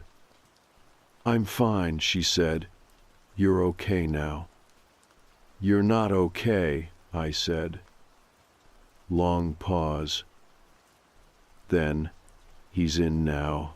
You're out." Click. I drove to her house that night, got there around 10 p.m. She opened the door, smiled, let me in. The house was the same, except every mirror was back. One in the hallway, one in the bathroom, one above the fireplace, and each of them had one thing in common. The reflection wasn't hers. It looked like her, moved like her, but it didn't track properly. One lagged behind, one was too early. One smiled when she didn't. I tried not to panic, tried to make small talk. "You brought them back," I said quietly, nodding toward the mirror in the hallway. She tilted her head. "I never took them down." We sat for tea. She made me peppermint, same way she always did, same mug I remembered, everything almost right. But when I looked at her hands, I saw faint scratches across her knuckles, deep, fresh, like she'd been digging, or trying to claw her way out of something that didn't let go.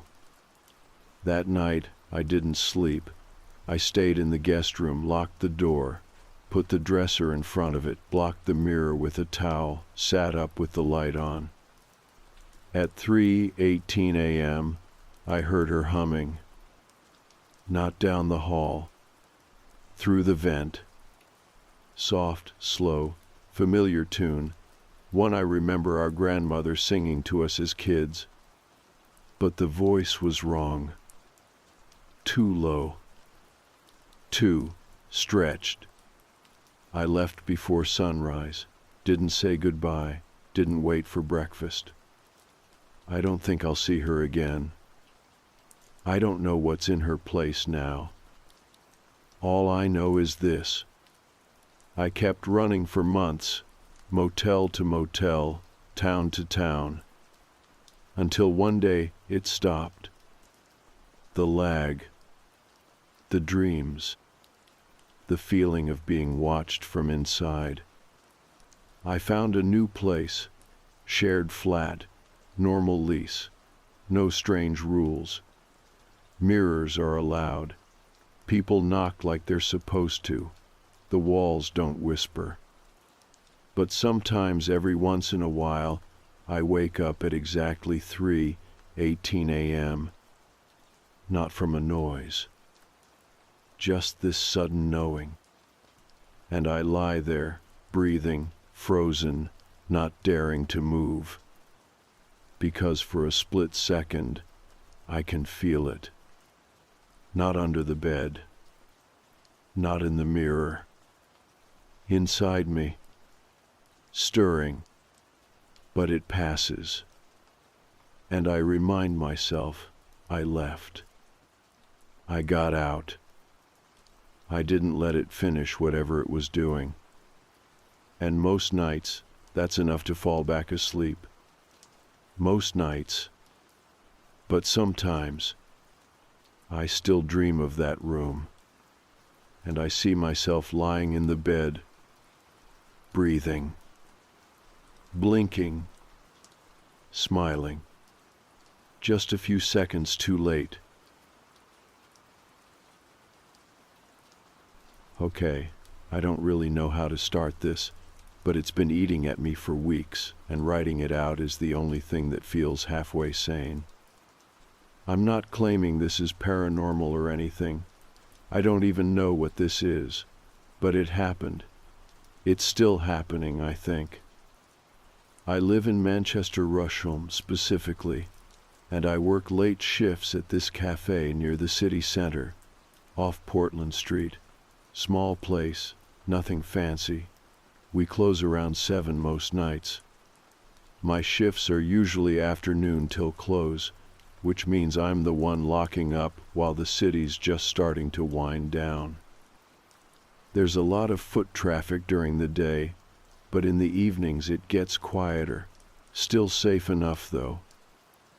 You get your usual people hanging around, delivery drivers, office folks, uni students, a few regulars who linger on their phones a bit too long. It never bothered me. Until I noticed the car. It was just a silver Peugeot, I think a 307. I'm not great with models, but it was one of those older ones with slightly fogged out headlights and a dent near the back wheel. The first time I noticed it, I didn't think much of it. It was parked directly across from the cafe. Nothing weird. Just sitting there, engine off, windows up. No one got out. I assumed someone was waiting for a partner, or maybe just finishing a phone call. That's normal. We're right by a pharmacy and 2 takeaways people idle there all the time. But then I noticed it again the next night. Same car, same spot, same time. Still, I brushed it off. Maybe someone lived nearby. Maybe it was coincidence. But by the 4th night in a row, it was getting harder to pretend I wasn't clocking it. And then, after the 5th night, I decided to test it. I left through the back entrance, cut through the side alley, and looped around on foot to the main road. I stood behind a lamppost across the street and watched. The car was still there, headlights off, but I could just make out a silhouette in the driver's seat, not moving, just sitting. I stood there for 10 minutes, no movement, no one got out. Eventually I gave up and walked home, trying to tell myself I was being paranoid, that I was projecting some podcast I'd listened to onto a tired commuter. I didn't see it again that week. I figured that was the end of it. Until the following Tuesday. I went to my gym after work. It's about 20 minutes away in Salford, tiny place above a chemist's, nothing fancy. I got out around 9:30, and there it was. Same silver car, parked just a bit down from the entrance, windows fogged up from the cold, headlights off. I didn't see the person inside until I was directly across from it. He didn't move, didn't turn his head, but I knew he saw me. You know when you just feel someone looking right at you, that heavy pressure on your back? I kept walking, didn't even glance directly at the car, just went around the corner and stood behind a skip until I was sure I wasn't being followed. I don't know why I didn't call anyone. I guess I didn't want to sound dramatic. What was I going to say? There's a car that keeps appearing wherever I go. It sounded unhinged even in my own head. Plus, no one had actually done anything. It got worse when I saw it outside my flat. Rusham's a busy area, loads of parking turnover. I usually have to leave my car 2 or 3 streets away. But that night I came home from a late Tesco run, and there it was parked directly across from my building's front door. Same dent, same shape. I stood there with my shopping bag, staring at it like an idiot. Still, no movement, no lights, no sound. Just presence. I texted my sister, told her I was feeling weird, didn't mention the car.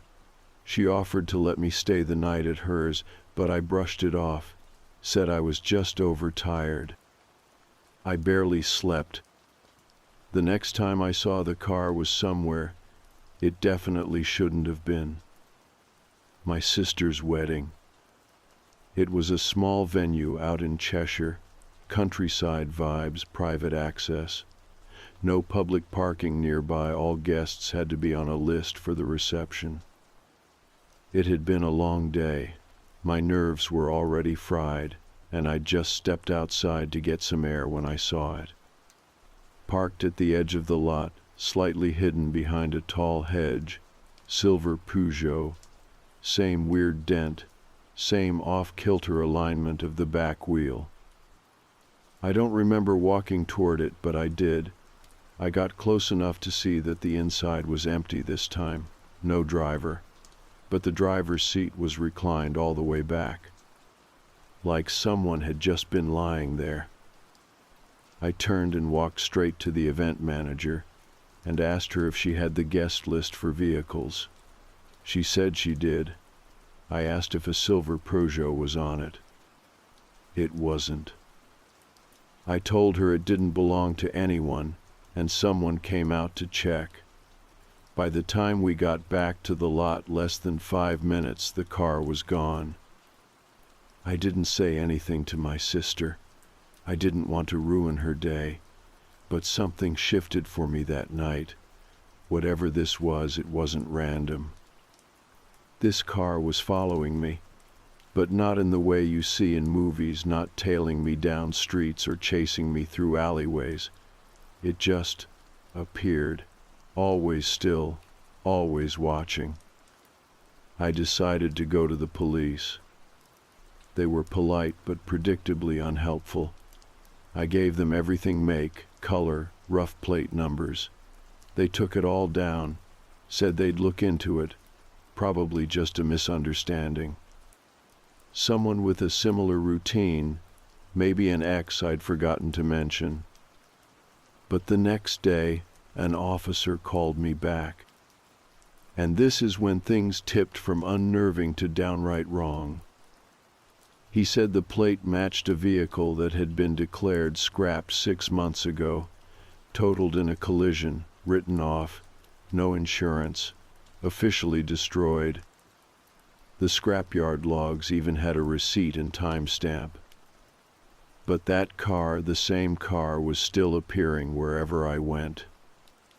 I told the officer that, and he got quiet. Said they'd look into it again. I haven't heard back. The final straw happened 2 nights ago. I was walking to my car, parked just off Wilmslow Road. It was late, cold, light drizzle. I opened the door, got in, and something fluttered on my windscreen. A note, folded, plain paper, no envelope. It read, "I liked the blue dress better. Tomorrow you'll wear it again." No name, no handwriting I recognized, nothing else. And I had worn a blue dress 2 nights earlier, once, briefly, to a birthday party I barely mentioned to anyone. I didn't tell anyone about the note until now. I don't know what this is. I don't know if it's a stalker or something else entirely. But the silver car is real.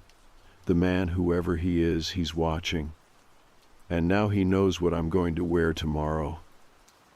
I'm scared to find out what happens if I don't. I didn't wear the dress. I thought about it, stared at it hanging on the back of my wardrobe door for a long time the next morning. Blue, simple, a bit wrinkled. I'd worn it to a friend's birthday at a pub in Didsbury. Nothing fancy. I almost forgot I owned it. But the note had changed everything. I couldn't wear it. Not after that. It felt like giving permission. I wore jeans and a hoodie instead, kept my hair up in a bun, no makeup, left the house around 11, later than usual, made sure I walked in a different direction to get to the bus stop. I didn't want to drive, didn't want to risk going back to the car and finding something else waiting for me under the wiper. The whole way into town I kept checking behind me. Every corner, every crossing, nothing. Just other people doing their normal routines. But that was the thing, wasn't it? Whoever this was, if it was a person, they didn't act like someone out for attention. They weren't trying to scare me in the open. It was all quiet, intentional, measured. By the time I got to the cafe, I was already exhausted. I didn't mention the note to anyone at work. I wanted to badly, but how do you bring something like that up? Oh, by the way, someone might be stalking me and possibly knows where I live, what I wear, and who I talk to. Doesn't exactly roll off the tongue in a break room conversation. Around 4 p.m., I started feeling this tightness in my chest. Not a full-blown panic attack, I've had those. I know what they feel like, but more like a weight. Like I was being pushed toward a moment I couldn't name yet, a slow, thick dread. I kept glancing out the front window between customers.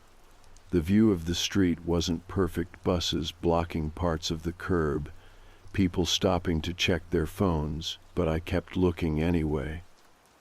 At 6:47, the silver car was there. Right across the road, same spot as the first time I ever noticed it, parked parallel to the cafe's big window, as if it had never moved. I didn't even see it arrive. It was just there. I couldn't see the driver, not clearly.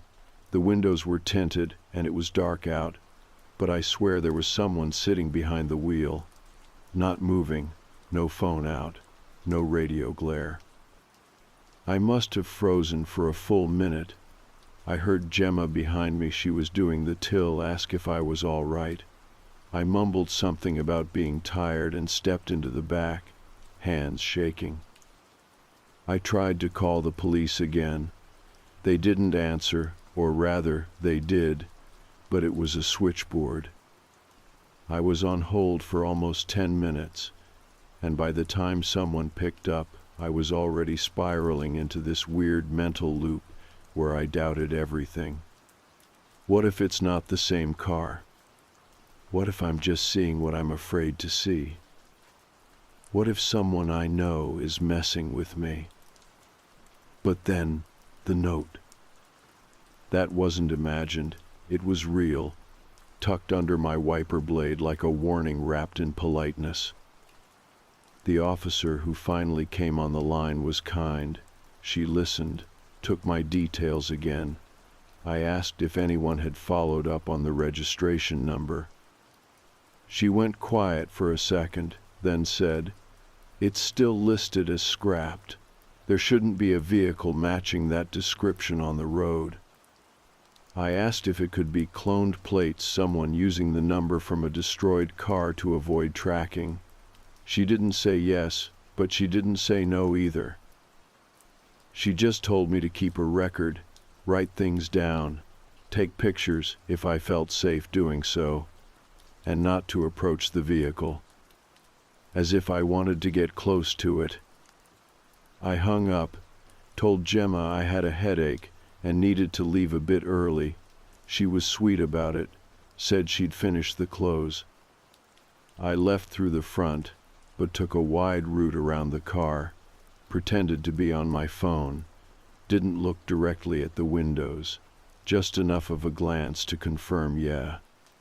There was definitely someone inside. Pale face, maybe male, sitting too still. I walked 5 blocks out of my way before calling an Uber.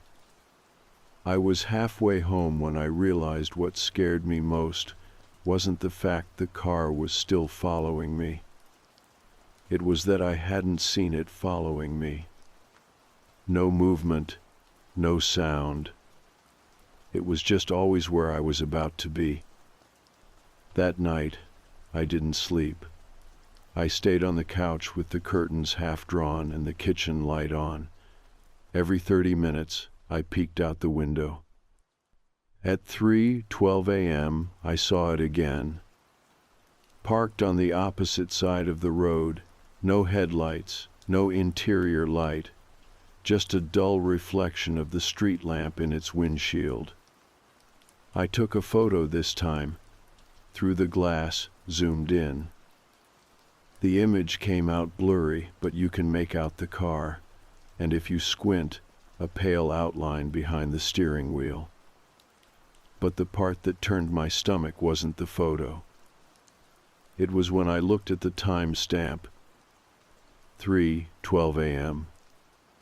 The exact time I woke up the night before from a dream I couldn't remember, only that someone had whispered my name in it. And that night, I hadn't looked out the window. What if it had been there then too?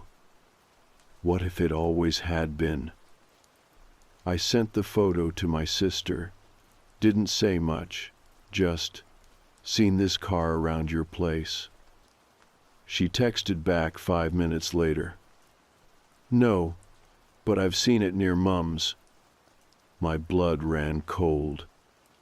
Mum lives in a retirement flat near the edge of Levenshulme. She doesn't drive anymore. Never had a reason to. I hadn't told her anything, hadn't mentioned the car, neither had my sister. But apparently, the silver Peugeot had been spotted there too. This isn't just about me anymore. Whoever's in that car, if it even is a person, they're expanding the circle. And I don't think they're watching me for fun. I think they're waiting for me to do something, or not do something. And I still haven't worn the blue dress. It started with the dress, right? The blue one. The note said I'd wear it again. I still hadn't. And maybe that was the problem. Because things started changing after that. I don't mean in the usual stalker horror movie kind of way. No broken windows, no dead pets, no heavy breathing phone calls, just little things. Small, precise shifts in my routine that I didn't make. It started on Thursday morning. I left my flat around 9, like I always do, to grab a coffee and get some air before work. I'm a creature of habit. I go to the same cafe on the corner, sit at the window seat, order a flat white, always pay cash. But that day, the barista smiled at me and said, "Back again? Twice in one morning?" I blinked. "Sorry. You just came in, like half an hour ago." I shook my head. "No, I didn't." He laughed awkwardly, like he thought I was joking. "Well, someone who looked like you did. Same jacket, even the same earrings." I laughed it off too, played along, but inside, my chest was tightening. I hadn't been there earlier. I know I hadn't. I looked around the cafe like maybe someone was still there, someone copying me, mimicking me. But the place was nearly empty, just a couple of students and an old man reading a newspaper. I tried to brush it off, went to work, didn't mention it to anyone. But then, later that night, my phone buzzed, a text from my sister. "Hey, are you still here? You left your scarf." I stared at it for a full minute before replying. "Where?" "Mum's place. You were just here like an hour ago. Had tea, remember?" I hadn't been there in 3 days. I called her immediately. She picked up on the second ring. "What's going on?" I asked. She sounded confused. "What do you mean?" "I wasn't at Mum's today." There was a pause. "Are you messing with me?" "No, I'm serious." "Well, someone who looked exactly like you was. Same hair, same bloody laugh. Mum even said you seemed a bit quiet." My mouth went dry. "I've been at work all day," I whispered. "You sure you're okay?" I hung up. That night, I didn't even try to sleep. I just sat on the floor of my living room, back against the sofa, listening to the quiet hum of the fridge and the occasional hiss of wind through the cracked window. At 2:54 a.m., a car drove past my building. I didn't see it, but I heard it. That specific engine sound low and uneven, like something not quite tuned right, and then the slow crunch of tires on gravel as it eased to a stop. I didn't move, didn't look, but my whole body was locked in place. A minute later, my phone vibrated. No number, just a single message. "She wears it better." I didn't respond. I don't think I even breathed. I don't remember falling asleep, but when I woke up, the sun was rising and my front door was locked. I checked my closet. The blue dress was still there, but it wasn't hanging on the hook where I'd left it. It was folded neatly on my bed, like someone had laid it out for me. That morning, I called in sick to work and took a cab straight to the police station. I brought the photo I'd taken of the car, printed the texts, even brought the dress, the folded one. I didn't know what I thought they'd do with it, test it for prints, fibers, blood. The officer I spoke to was polite, but his eyes glazed over halfway through. He nodded a lot, jotted things down, gave me a leaflet about personal safety. He suggested I see someone. "As in, a therapist?" I asked, voice flat. "Well, just to talk through everything. Might help you make sense of it." "Would you say that to someone who brought in a break? In report?" He didn't answer. I left with nothing. That night, I wore the dress. I know, I shouldn't have, but I wanted to control something. It felt like I was being handled, like my own life had been put on rails, and someone else had the schedule. Wearing it felt like flipping the script, like if I wore it on my terms, it wouldn't mean what they thought it did. I went to the pub near my old uni, loud, busy, familiar, lots of bodies, lots of noise. I sat with a friend from work, didn't drink much, kept checking the window. No sign of the car, no texts, no notes. I felt okay until I went to the toilet. It was one of those grimy, mirror-lined loose where everything echoes. I was washing my hands, not really looking up, when I noticed something in the mirror behind me. A woman, standing just outside the stall area, wearing the same dress. Same cut, same color, but not mine. It fit her differently, looser at the shoulders, longer at the hem. Her hair was darker than mine, pulled back tight. I turned around fast. No one was there. I ran back out into the pub, My friend looked up like nothing had happened. I asked if she saw anyone come from the toilets. She shook her head. "You okay?" "I think someone's following me." "Do you want me to call someone?" "No," I said, suddenly unsure of who someone even was anymore. I left early, took a cab home, told myself I'd imagined it, until I walked into my flat and saw the scarf. The one I supposedly left at Mum's place, folded on my kitchen counter. My sister hadn't been by. I texted her just to check. She hadn't touched it. That night, I took a video. Just one. Of my front door. I set up my phone on a stack of books, hit record, and let it run while I slept, or at least while I laid still and pretended to. The next morning, I checked the footage. Nothing for the first few hours.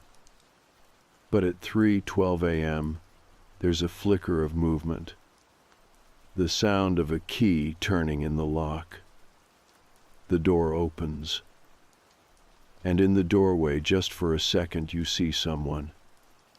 Wearing the blue dress. My blue dress. Only it wasn't me. Because I was already lying in bed, watching, frozen. She didn't come in. She just stood there. And then she smiled. I didn't show the video to anyone. I should have. I know that. But when you watch something like that, truly watch it, frame by frame, over and over again, it stops feeling like proof and starts feeling like a trap. Like if you show it to someone else, you're inviting them into it too. You're saying, "Here, carry this with me. Try sleeping now." So I kept it to myself. And then I deleted it. Not because I wanted to, but because something about keeping it like a cursed object felt worse than not having it at all. I'd already watched it too many times. That moment where the door unlocks, creaks open, the sound of the hinges, and then her. Standing in my doorway, wearing my dress, with my face, but not exactly my face. I couldn't explain it to myself at the time, but I know now what was wrong. She didn't blink, not once. She stood there for 16 full seconds, I counted, just looking in, eyes locked on the direction of the camera. No blinking. And then she smiled. Not in a creepy, exaggerated way, just slight, familiar, the kind of smile I'd give a friend I haven't seen in years. Then the door quietly closed again. Locked. The sound of footsteps fading down the hall. That was 3 nights ago. And since then, everything's been different. I don't mean that in a dramatic way, like the world turned upside down. I mean it in that unnerving, gut-sick way, where everything around you keeps going, but you know something's shifted. Everyone still says good morning the same way. The same adverts play on the tram. The cafe still sells the same lukewarm almond croissants, but there's a layer missing, or maybe added. Something between me and the world now, a thin sheet of glass, and I'm on the wrong side. I went to work the day after the video, even though I didn't sleep. I thought maybe keeping busy would help. It didn't. I was quieter than usual. People asked if I was okay, and I said I had a cold. One guy joked that I looked like I'd seen a ghost. I laughed. At 3:15 p.m., I went out back to dump the bins, and saw the silver Peugeot parked across the road again. Not on our street, not directly outside the cafe, just around the corner, facing away, but unmistakable. I looked at it too long, I know I did. The windows were darker this time, or maybe the light was just different. I couldn't see inside. I wanted to walk up to it, knock on the window, say something, anything. But my legs wouldn't move. Not toward it, not anymore. And then, right before I turned to go back inside, the brake lights flashed. Just once. That night I stayed with my friend Lottie. I didn't tell her everything, but I said enough to make her concerned. She let me crash on her sofa, made tea, didn't ask too many questions. I think she assumed I was dealing with some bad relationship drama, maybe an ex I hadn't told her about. I let her think that. It's easier than saying, there's a woman who looks exactly like me wearing my clothes and entering my flat at night while a car that shouldn't exist follows me everywhere I go. She offered to drive me to the police again, and I almost said yes. But then I remembered the officer's face, the blank way he looked at me when I mentioned the registration, like he'd heard it before, like he knew something, but wouldn't or couldn't say it. I slept for the first time in days at Lottie's. No dreams. No visits. No dress. I woke up feeling almost normal. Until I checked my phone. New message. You left the light on.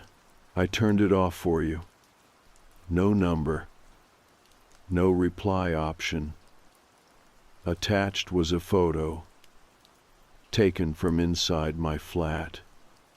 Living room, couch, blanket crumpled in the corner, TV remote on the armrest, the lamp beside the bookshelf, glowing softly.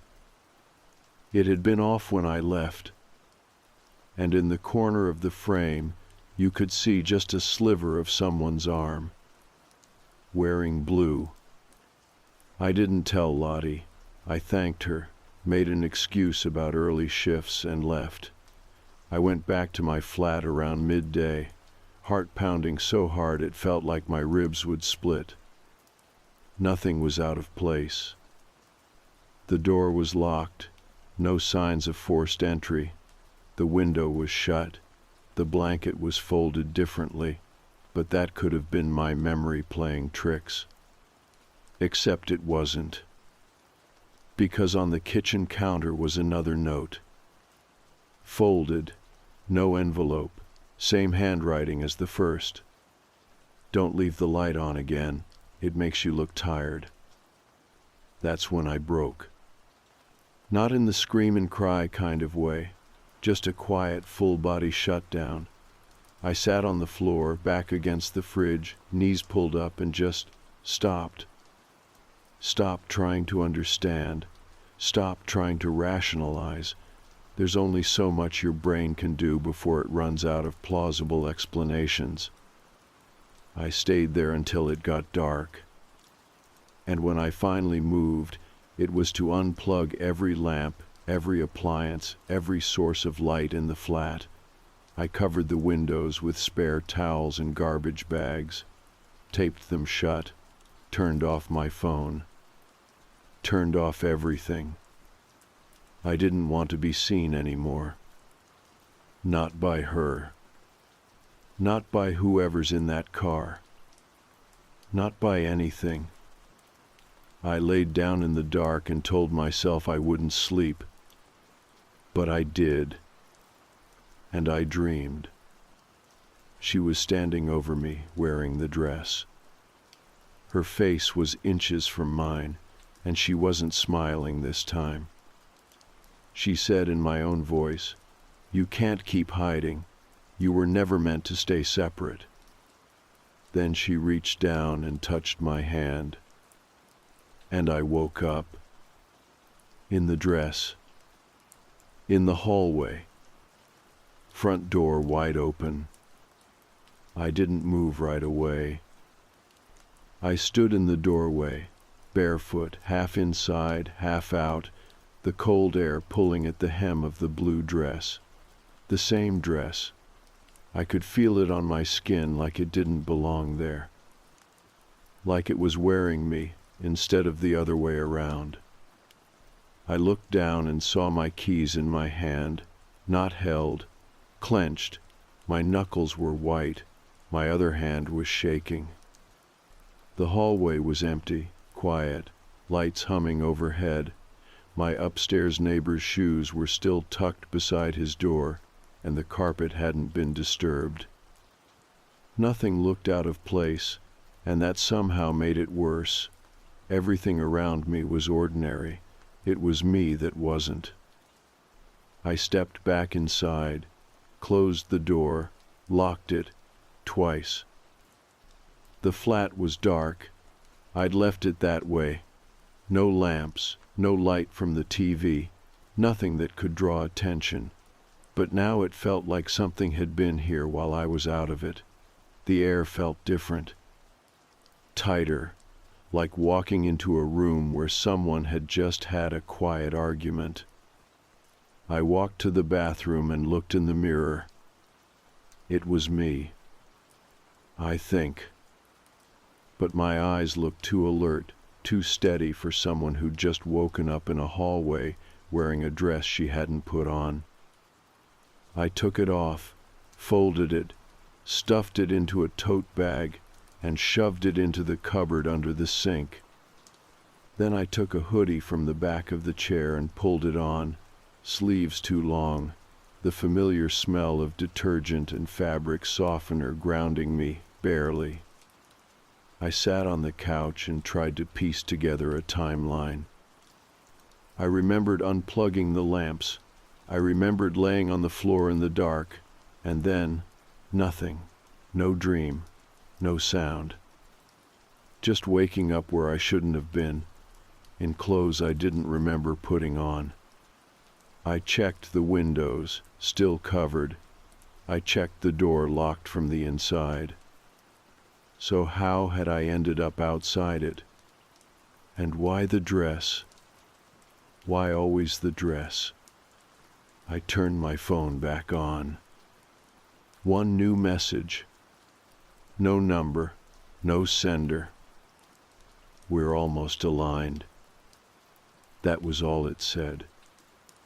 I deleted it. Then I took the SIM card out and broke it in half. I spent the rest of that day cleaning. It wasn't rational, but I needed to move, needed to do something tactile. I scrubbed the bathroom even though it was clean. Took everything out of the kitchen drawers and reorganized them. Washed bedding that wasn't dirty. I was trying to push her out. Whatever version of me was bleeding into this one, the girl in the doorway, the girl in the mirror. I didn't want her here. I didn't want to be her. But you can only scrub a floor so many times before you start to see the shape of your own shadow stretched out across it. And then all you have left is the quiet and the waiting. That night, I didn't sleep at all. Just sat in the chair by the door, listening.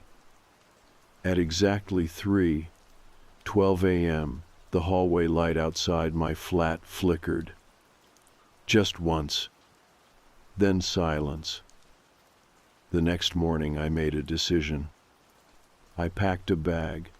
Basics only: toothbrush, chargers, leggings, jumper. Left the dress in the cupboard under the sink, still in the tote. Didn't touch it. I texted my mom, told her I needed a break. She didn't ask questions, just said of course I could stay with her.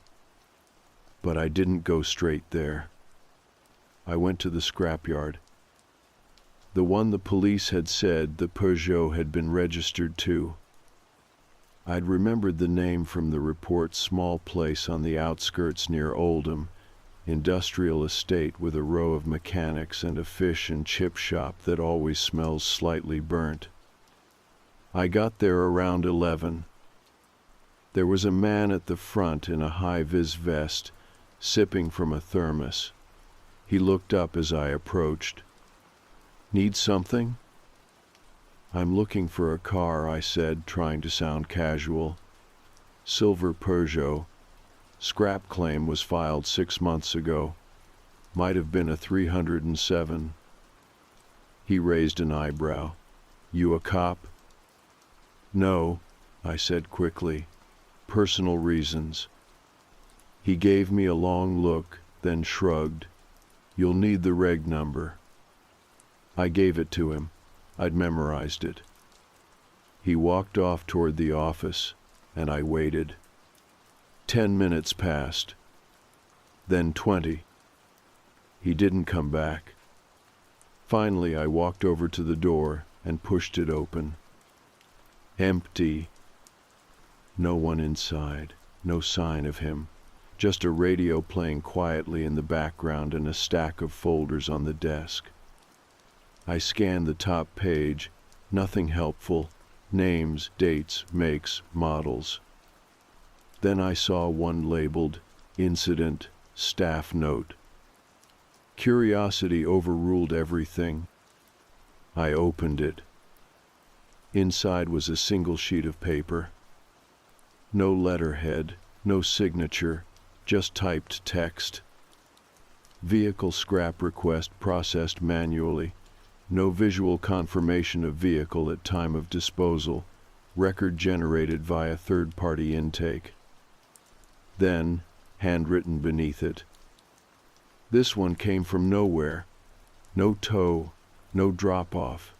Just a number. No sign it was ever on the lot. I put the file back exactly as I found it and left. I didn't stop moving until I got to my mum's. She was waiting with tea and biscuits like I'd just come back from holiday. I tried to act normal. We talked about her garden, about the neighbor's cat, about whether or not she should get a new kettle. I didn't tell her anything. Not about the messages. Not about the mirror. Not about the dress. Not about the car that was apparently never scrapped because it had never been there in the first place. I didn't sleep much that night either, but at least it felt safer. Until the morning, when I opened the curtains in the guest room and saw the silver Peugeot parked across the road. Same dent, same angle, facing directly at the house. And on the window, in the condensation, someone had written, "Soon." I stood there at the window for a long time. Longer than made sense, longer than was safe. The message on the window soon had already started to fade in the sunlight. A thin sheen of dew rolled down the glass, dragging the letters with it until they blurred into nothing. But I kept staring at that car.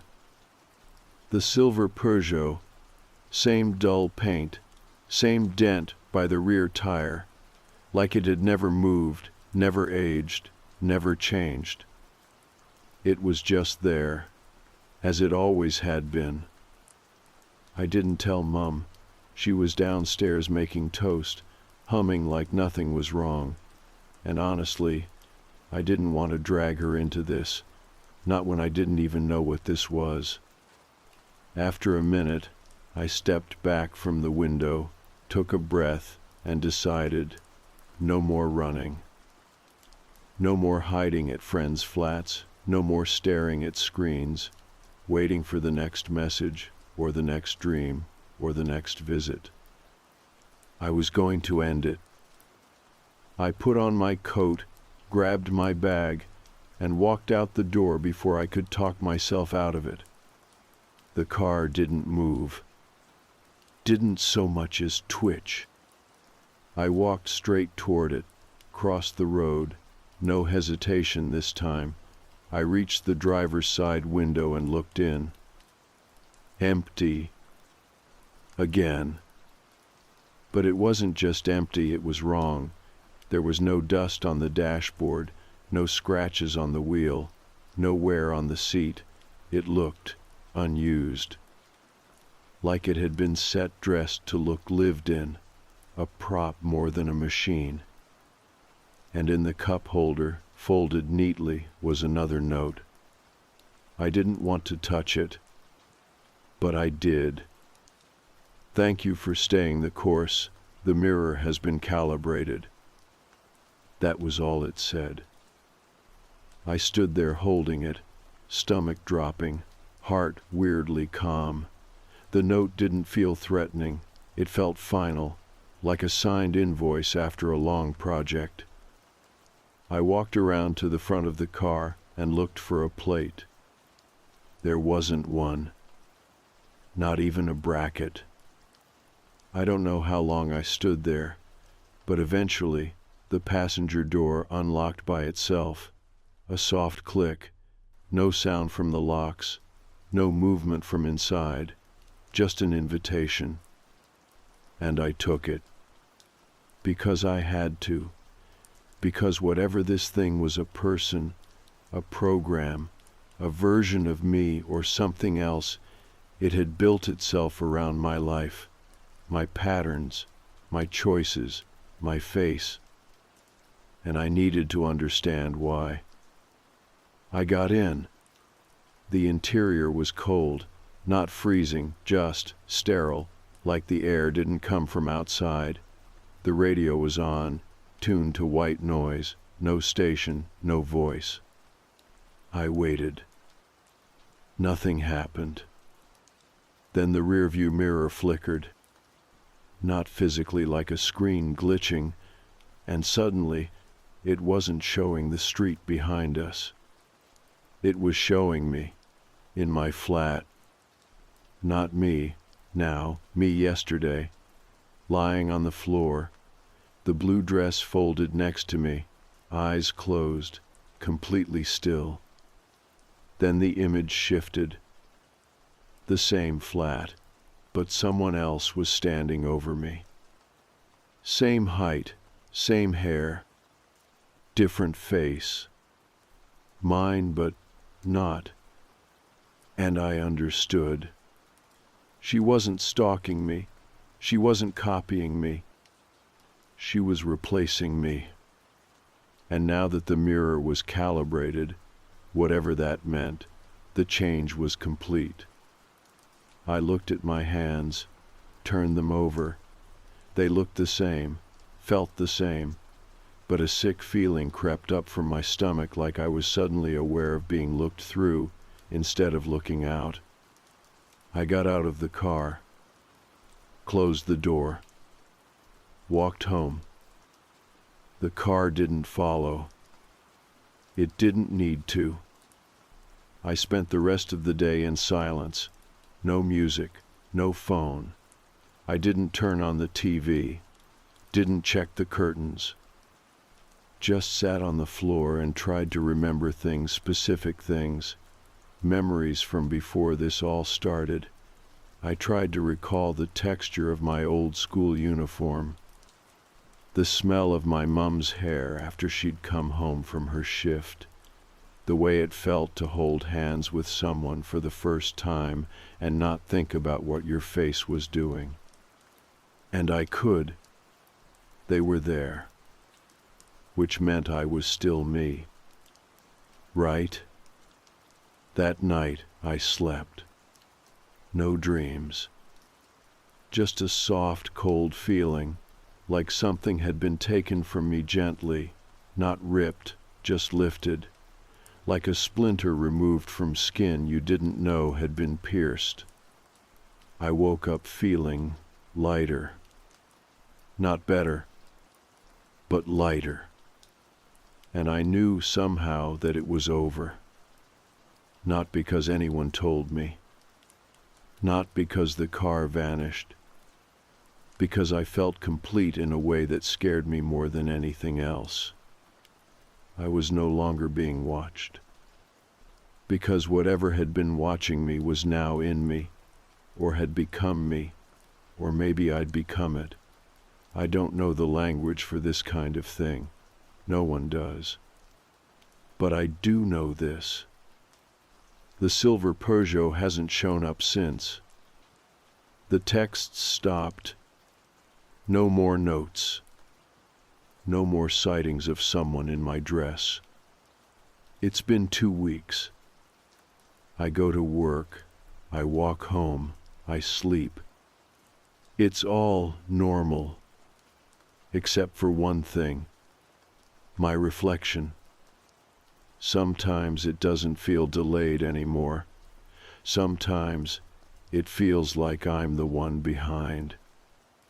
Like the reflection is already moving before I do. Like it's checking to see if I'll catch up. And once, just once, I smiled at myself. And the mirror didn't smile back. My name's Jonah, and I've never been a great sleeper. That's not an exaggeration or one of those casual complaints people make when they're a little tired. I mean it in the real sense. Since I was a kid, I've had this tense relationship with sleep, too light, too fitful, too fragile. Some nights I wouldn't sleep at all, and when I did, it was like my body was doing it against its will, just collapsing out of sheer necessity. I'd wake up feeling just as tired, sometimes more. No dreams, no peace, just a blacked-out stretch between anxiety and another morning. I used to joke about it, say my brain just didn't know how to shut off, but deep down, I knew it wasn't funny. I'd tried everything: apps, melatonin, guided meditations, white noise, blackout curtains, even that weird magnesium drink that tastes like chalky watermelon. Nothing worked. So when I saw an ad on a local subreddit looking for volunteers for a sleep study, I figured, why not? It sounded harmless. They'd monitor me overnight, run some tests, maybe try a new sleep aid. The post said it was university affiliated, run through a nearby hospital's sleep lab. I did a quick background check. It looked legit. There were forms to sign, release waivers, the usual kind of paperwork that makes everything seem official. They even offered a stipend, $200 for one night's sleep, or in my case, an attempt at sleep. I called the number, and a woman named Shelby walked me through everything. She had one of those calm voices that makes you feel like you're being helped at a spa. She asked about my history, my patterns, what I'd tried, what I hadn't. Then she scheduled me for a Thursday night. Check-in was at 9:00 p.m. sharp. The clinic was in a medical building on the edge of town, sterile but new-looking, tucked between a chiropractor's office and a lab testing center. It didn't feel creepy, if that's what you're expecting. If anything, it felt too clean. Generic artwork, that weird hospital soap smell, fluorescents that buzzed slightly. They led me to a small room, bed in the center, mounted camera in the corner, medical cart with wires and sensors neatly coiled. Nothing too dramatic. Shelby came in wearing a light blue polo with the clinic's logo stitched on the chest. She was maybe mid-30s, dark curly hair pulled into a low bun, clipboard always in hand, calm, efficient. She explained the process. They'd wire me up head, chest, hands, legs to track movement and brain activity. There were cameras and an audio mic in the room. I could use the bathroom before bed, but once the sensors were attached, I needed to stay in bed unless it was an emergency. No phones after 10:00 p.m. She'd be in the control room next door with another tech. I followed instructions, used the bathroom, Put on the soft cotton pajamas they gave me, gray and baggy, like something you'd get at a wellness retreat.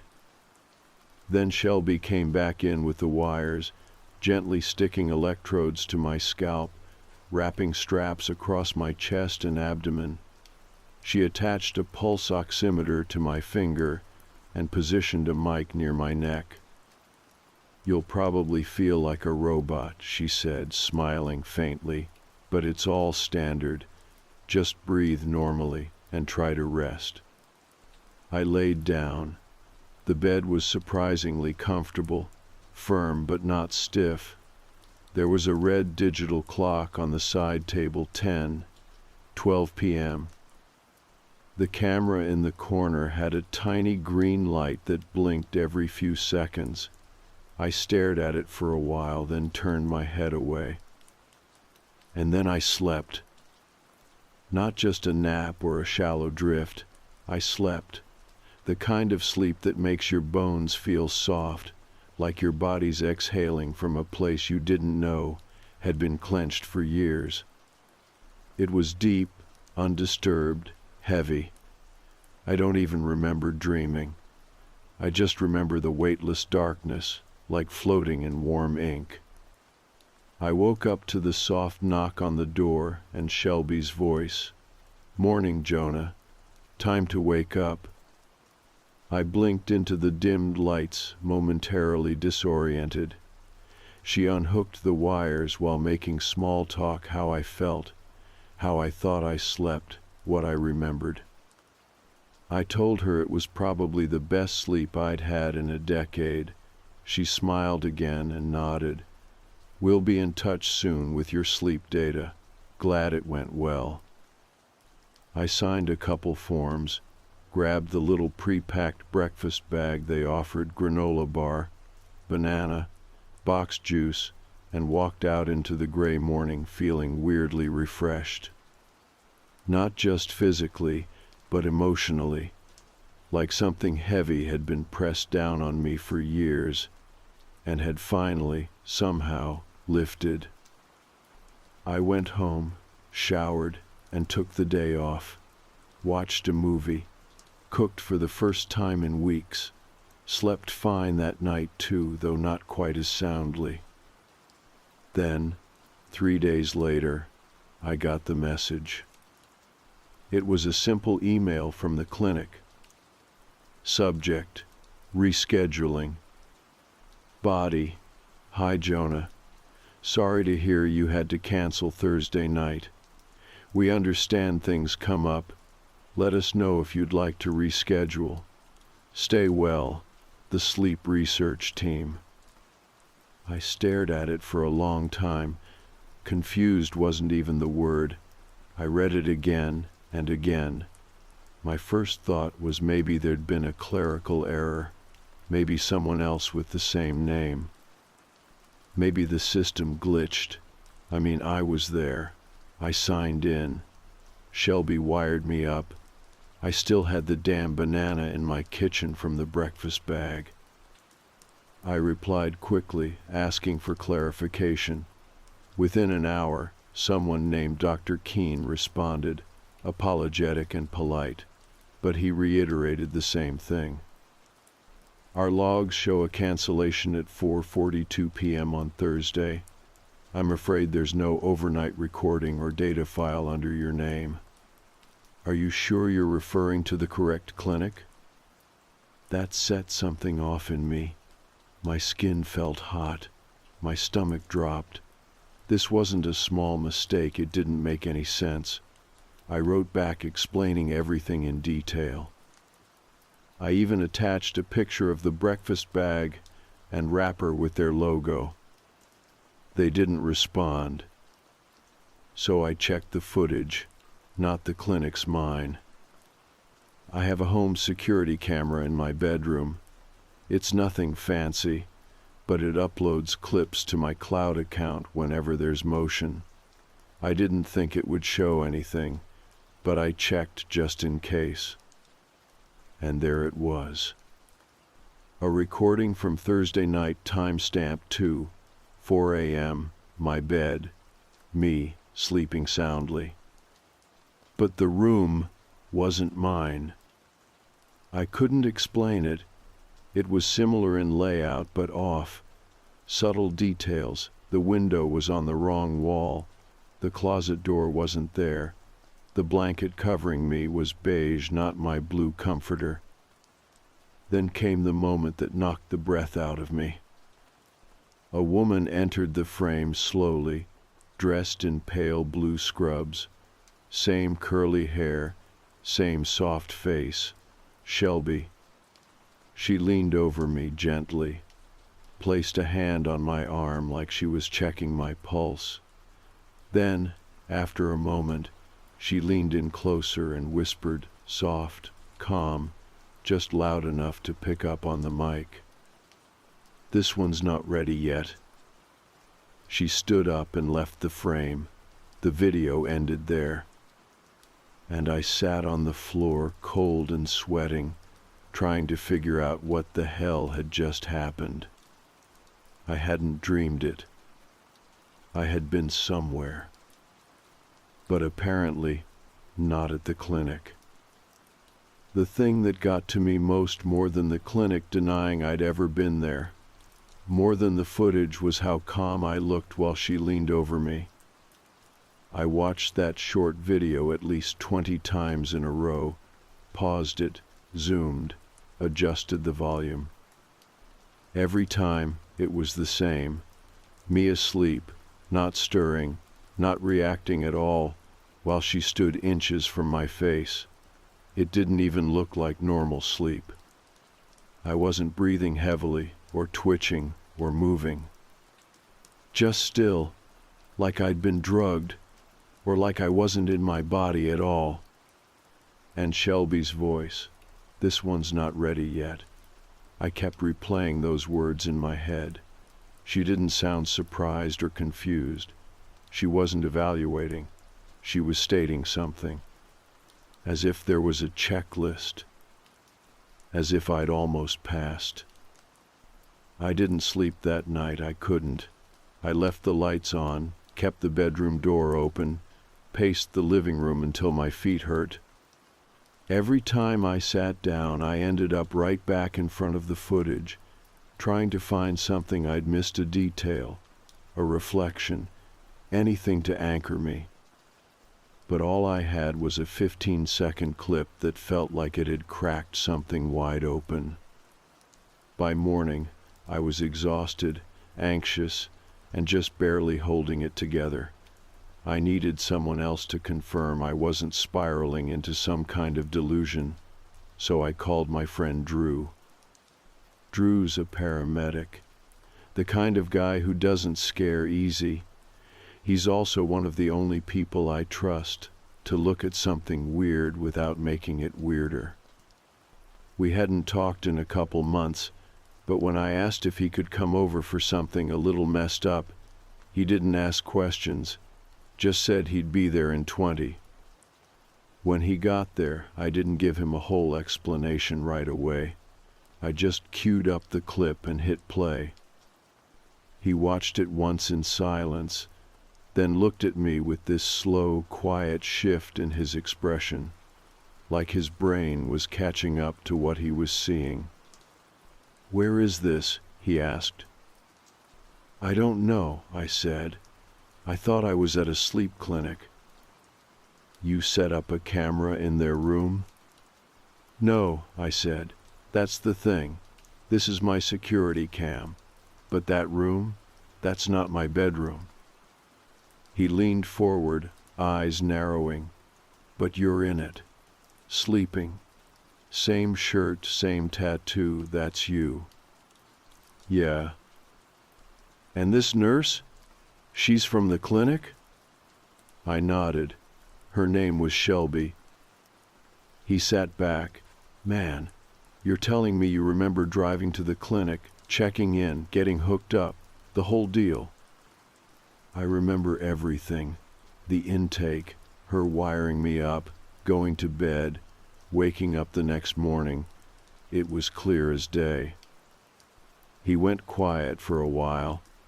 Then finally he asked, You ever been on benzos? Anything that knocks you out cold? No. Ever blacked out before? Drinking anything? Never like this. He nodded slowly, then rubbed his jaw, thoughtful. This isn't a dream. You're not hallucinating. That's too clean. The footage is too composed. Whoever was filming you wanted this recorded. That sentence hit hard. I was being watched, I said quietly, but not by the clinic. Or not that clinic, Drew said, looking uneasy for the first time. What if it's something else? Something running parallel to it? Some fake setup that looks just real enough to pass? I shook my head. They had medical equipment, check-in forms. They knew things about me, my sleep patterns, medications I've tried. They asked real questions. So how do they explain you never being there? I told him about the email, about the cancellation notice, about how they had no record of me ever being inside the building. He didn't say anything for a few seconds. Then he stood up and said, "We need to go back." What? To the clinic. Now, we need to see it in daylight. Let's confirm it even exists. So we drove. Mid-morning traffic, overcast sky, everything dull and gray, like the world hadn't quite woken up yet. I was quiet the whole way, staring out the passenger window, heart thudding steadily in my chest. When we pulled up to the strip mall, the building was still there. Same layout, same glass doors, same sign on the front, ClearPoint Sleep Research. It looked perfectly normal. But as we walked up to the entrance, I noticed something new. The door was locked. A paper sign taped to the glass read, "Closed for maintenance. Please call to reschedule." I tried the number on the sign, straight to voicemail. Drew cupped his hands and peered inside. Nobody in there. The lobby was dark, the reception desk empty. There was a strange absence to the place now, like a stage set with no actors. I pressed my face to the glass and looked around. I could still see the clipboard holder where I'd signed in, the water cooler, the cheap chairs along the wall. It was all exactly the same, but dead somehow, abandoned. "This isn't right," I said quietly. "You sure this is where you were?" "Positive." We circled the building. No cars in the lot, no delivery trucks, no rear entrance, just a loading door with a rusted-out lock. It looked like nobody had come or gone in days. That night, I dreamed of the room. Not my room, not the real one, the other one, the fake one, the almost room. It was perfectly still in the dream, too. Same lighting, same hum of electronics. I was lying in bed, watching the green light on the camera blink. And then the door opened again. Shelby walked in, but she wasn't alone this time. 2 others followed. 1 male, 1 female. They didn't wear name tags. Their faces were blurred in a way that didn't make visual sense. Like a video with the compression turned all the way up. Shelby leaned over, just like in the footage, and whispered something I couldn't make out.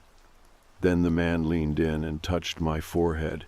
His fingers were cold, wrong somehow. Like touching something that had never been alive. And that's when I woke up with a start, drenched in sweat, gasping like I'd been underwater. I turned on every light, sat in the bathroom for a full hour just staring at my own face, checking for marks, bruises, any sign I'd been moved or touched. Nothing. But the fear stayed, that creeping certainty that someone or something had been there with me, inside the house. Or maybe not in the house exactly, but close enough to be noticed if I stopped pretending not to look. The next morning, I opened my email and found a new message. No subject, no sender. Just one sentence. Still not ready. I didn't respond to the message. I sat there staring at it, blinking like it might rewrite itself, like maybe it was a mistake. But it stayed. Those 3 words. Still not ready. That wasn't from the clinic. There was no header, no metadata, no reply address. It didn't route through Gmail or anything familiar. Just a dead message, floating in my inbox like a ghost. I refreshed the page 3 times. It never moved, never disappeared. I even tried forwarding it to Drew, but the system spat it back. Message could not be delivered. So I took a screenshot, just in case it vanished. Then I deleted it. Not because I thought that would fix anything, but because I couldn't stand seeing it just sitting there, waiting, watching me. That whole day I felt off. I don't know how else to describe it. Like I was slightly out of sync with everything around me. My coffee tasted wrong. My phone screen looked too sharp. People on the sidewalk gave me too much eye contact. I started catching myself glancing over my shoulder, even when I was indoors, like something might be following me through my own apartment. And I couldn't shake the idea that they, whoever they were watching again. I pulled the footage from the last night, just to check, just to see, and it was there. One recording, 3:16 a.m., motion detected in the hallway outside my bedroom, but not in the bedroom. That camera never triggered. In the hall clip, you could see the bottom half of a person's leg, just one frame, one step, pants too clean, too pressed, black shoes, polished, then gone. I bolted the door, closed every window, covered the vent in my room with duct tape. Then I called Drew. He answered on the second ring. I could tell he was on edge too. Maybe it was just my voice, or maybe he'd been waiting for me to call. They messaged me, I told him. Who did? I don't know, but it said, still not ready. No sender, couldn't forward it, couldn't trace it. He went quiet, same voice as the video. I nodded, then realized he couldn't see me. Yeah, it felt like her. Shelby, calm, like I failed some test I didn't know I was taking. You're not staying there tonight. I don't know where else to go. You're coming here, he said. Pack a bag. You're not being alone. So I did. I threw clothes into a duffel, grabbed my laptop, my meds, my toothbrush, left the lights on and locked the door behind me, then drove to Drew's apartment on the south side. He lives on the 4th floor of an old red brick building with barred windows and bad plumbing. It smells like heat and old floorboards and maybe a little mildew. But that night it felt like a bunker, safe, or as close as anything was going to get. He cleared space on the couch for me and handed me a pillow that smelled faintly like his dog. I didn't ask what he told his girlfriend, or if he told her anything at all. I just laid there staring at the ceiling, every light still on, my bag by the door in case I had to run. It must have been close to 4 in the morning when I finally drifted off. Not sleep exactly, more like dropping into some shallow unconscious state. And I dreamed. I was in the room again, the almost room, the one that wasn't quite mine. But this time I was standing, not lying down. I walked over to the mirror, and that's when I noticed it didn't reflect me. It showed someone else, someone sleeping, a man I didn't recognize, but I knew he was me, or maybe a version of me, in another room, in another test. Behind the mirror, I could feel them watching. Shelby, the others, the ones with blurred faces. I couldn't see them, but I could feel their eyes on me like hot breath on the back of my neck. Then she spoke, not out loud, not with her mouth. Not this one. I woke up gasping, drenched in sweat, the kind where your shirt sticks to you, and you feel like your body has betrayed you. Drew was sitting at the kitchen table, laptop open, a half-eaten sandwich next to him. He turned when he heard me. "You all right?" "No," I said, honestly, "but I don't think that matters anymore." I walked over, rubbing my face, still trying to shake off the dream. "You find anything?" He nodded, "Maybe." He turned the screen toward me. It was a forum post, old, looked like it had been archived and pulled from some defunct conspiracy subreddit. The headline read, "Anyone else get recruited for a sleep study that doesn't actually record anything?" The post was from 7 years ago. A guy named Marcus.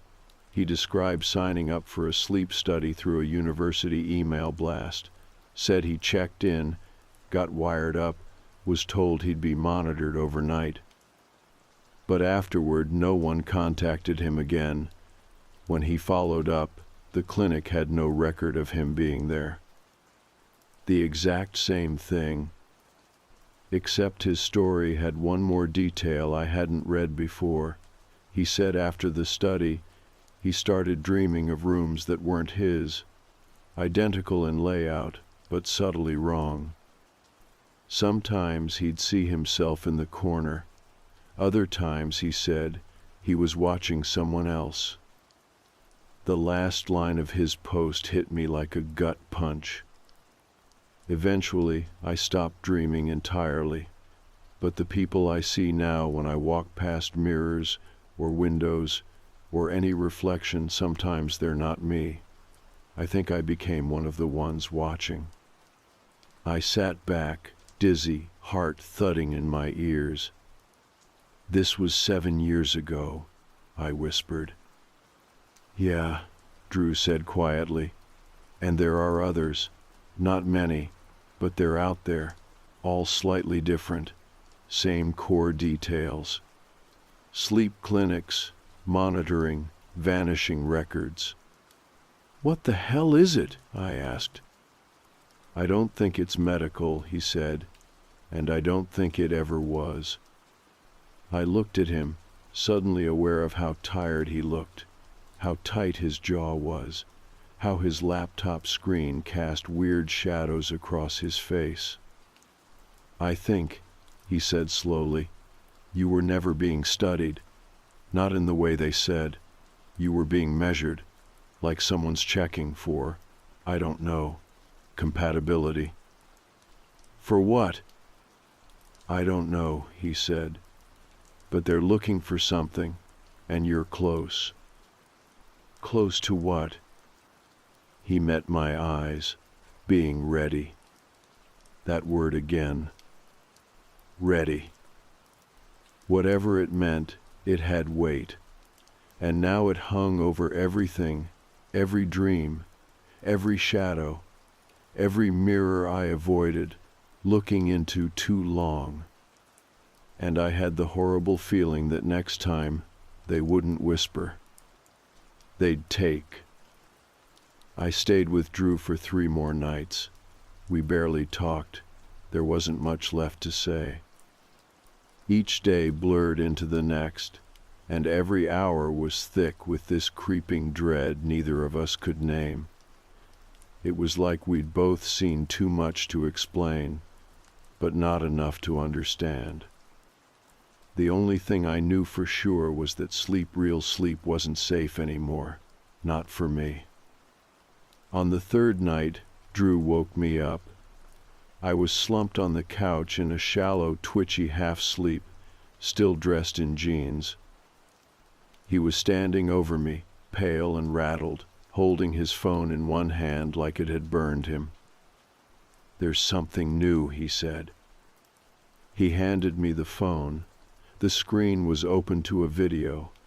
No caption, no account info, just a blank user, a single post.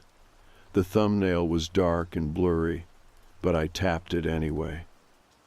The video started with static, then slowly came into focus. A room. It wasn't mine. It wasn't Drew's either, but it was familiar.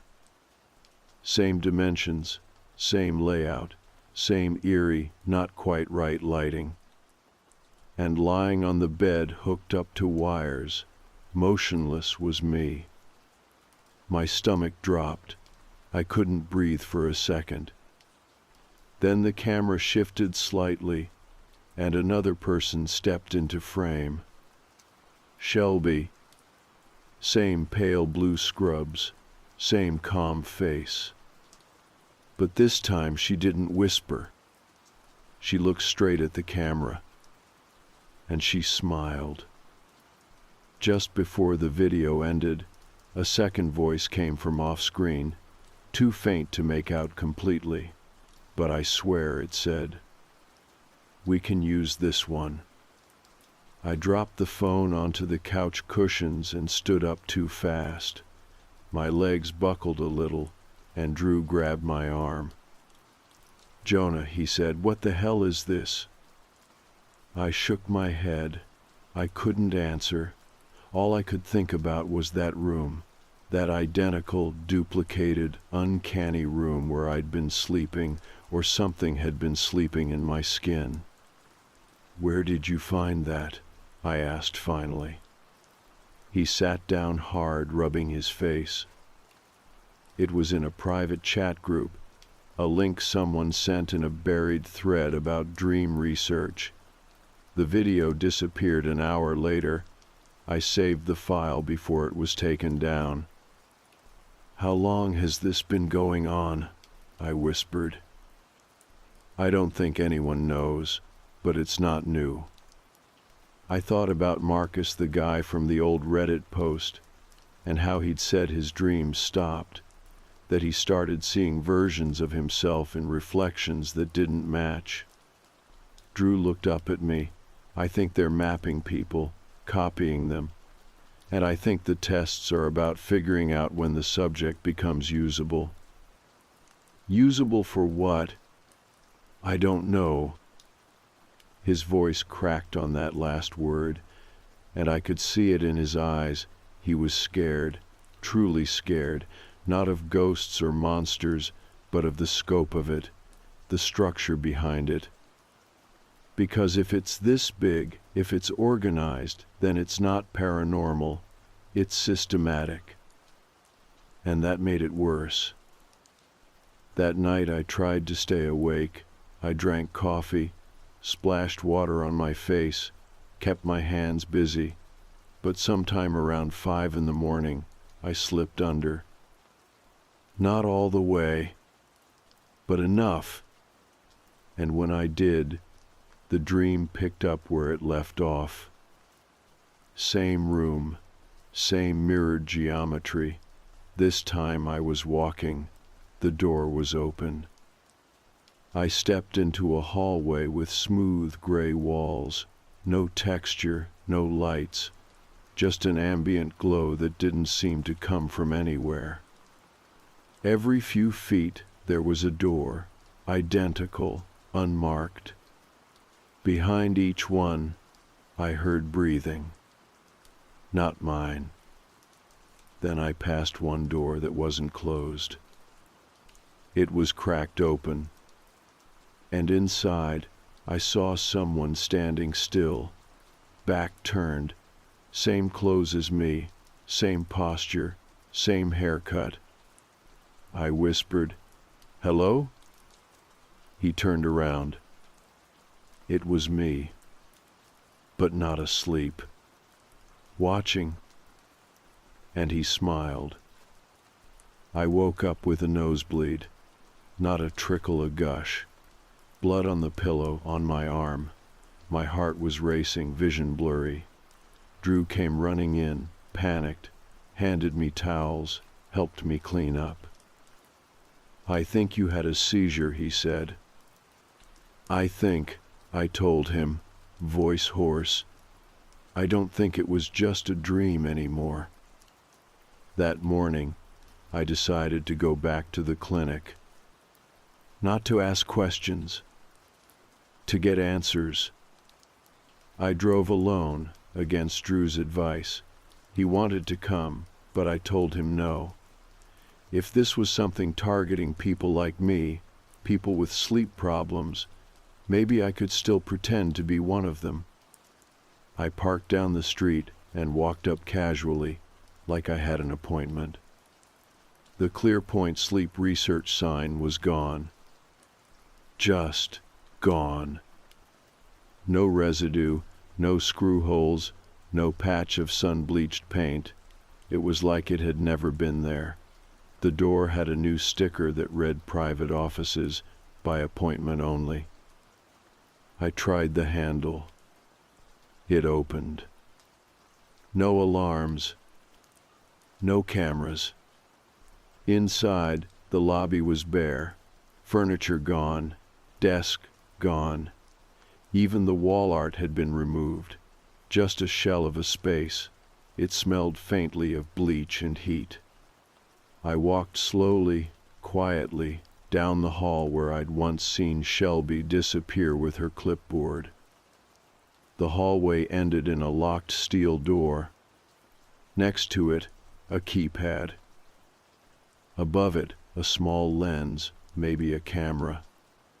I stared at it, then said, "I know you're watching. You took me. You studied me. I don't know what the hell this is, but I'm not going quietly. I'm not part of this." Nothing happened. No response. I turned to leave, and that's when I saw it. A mirror, full length, standing on a tripod at the end of the hallway, out of place, too clean, no dust on the glass. I stepped in front of it, and the reflection looked back. Same clothes, same haircut, but he blinked a half-second late. Then he smiled, and lifted his hand. I didn't. My hands stayed by my sides, but in the mirror he waved. Slowly, deliberately. I stepped back, heart hammering, bile rising. Then I ran. Out the door, down the street. Didn't stop until I reached my car, hands shaking too hard to unlock it on the first try. Back at Drew's, I didn't talk, just paced, waited for night. And when I finally checked my email again, there was a new message. Same blank header, same formatting, just 3 words again. "Now you're ready." I sat with the message open for almost an hour. Now you're ready. It felt less like a warning and more like a confirmation, like I'd passed some test without knowing I was taking one. I hadn't replied, obviously. What would I even say? "Thanks for the trauma. Please explain what the hell's going on." It wouldn't matter. Whoever or whatever was on the other side didn't need a response. They already knew what I was thinking, probably knew it before I did. Drew found me staring at the laptop screen and stopped in the kitchen doorway, towel draped over his shoulder. "They messaged you again." I didn't even nod. He walked over slowly, glanced at the screen, then at me. They're escalating. Feels that way, I said quietly. What are we dealing with, Jonah? Seriously, is this some kind of what? Cult? A program? Tech company going off the rails? I shook my head. I don't know. But I don't think it's just about watching anymore. I think they've been training me, maybe all of us, preparing something, measuring how we react. He sat across from me, rubbing his jaw. To what end? To see if we'll break or blend. He looked at me like he was about to argue, then didn't, because he couldn't, not after what he'd seen, not after the mirror. I hadn't told him the full part about that, about how my reflection waved without me, about how it knew I was watching. But I think he sensed it anyway. I keep wondering, I said, staring at the screen, if the reason I slept so well that night was because I wasn't the one in the bed. You think they took you? I think they took something from me and left a version behind, maybe just long enough to get what they needed. That doesn't make sense, he said. You're still you. Am I? I looked at him. Can you say that with certainty? He didn't answer. That night, I didn't even try to sleep. I sat up on the couch, fully dressed, one foot tapping, phone in hand. I downloaded apps that monitor ambient noise, opened voice recording software, pointed my phone toward the bedroom like a cheap security cam. Drew slept with the door closed. I don't blame him. Sometime after 2 a.m., I felt it again, that hum. Not a sound exactly, more like a shift in pressure.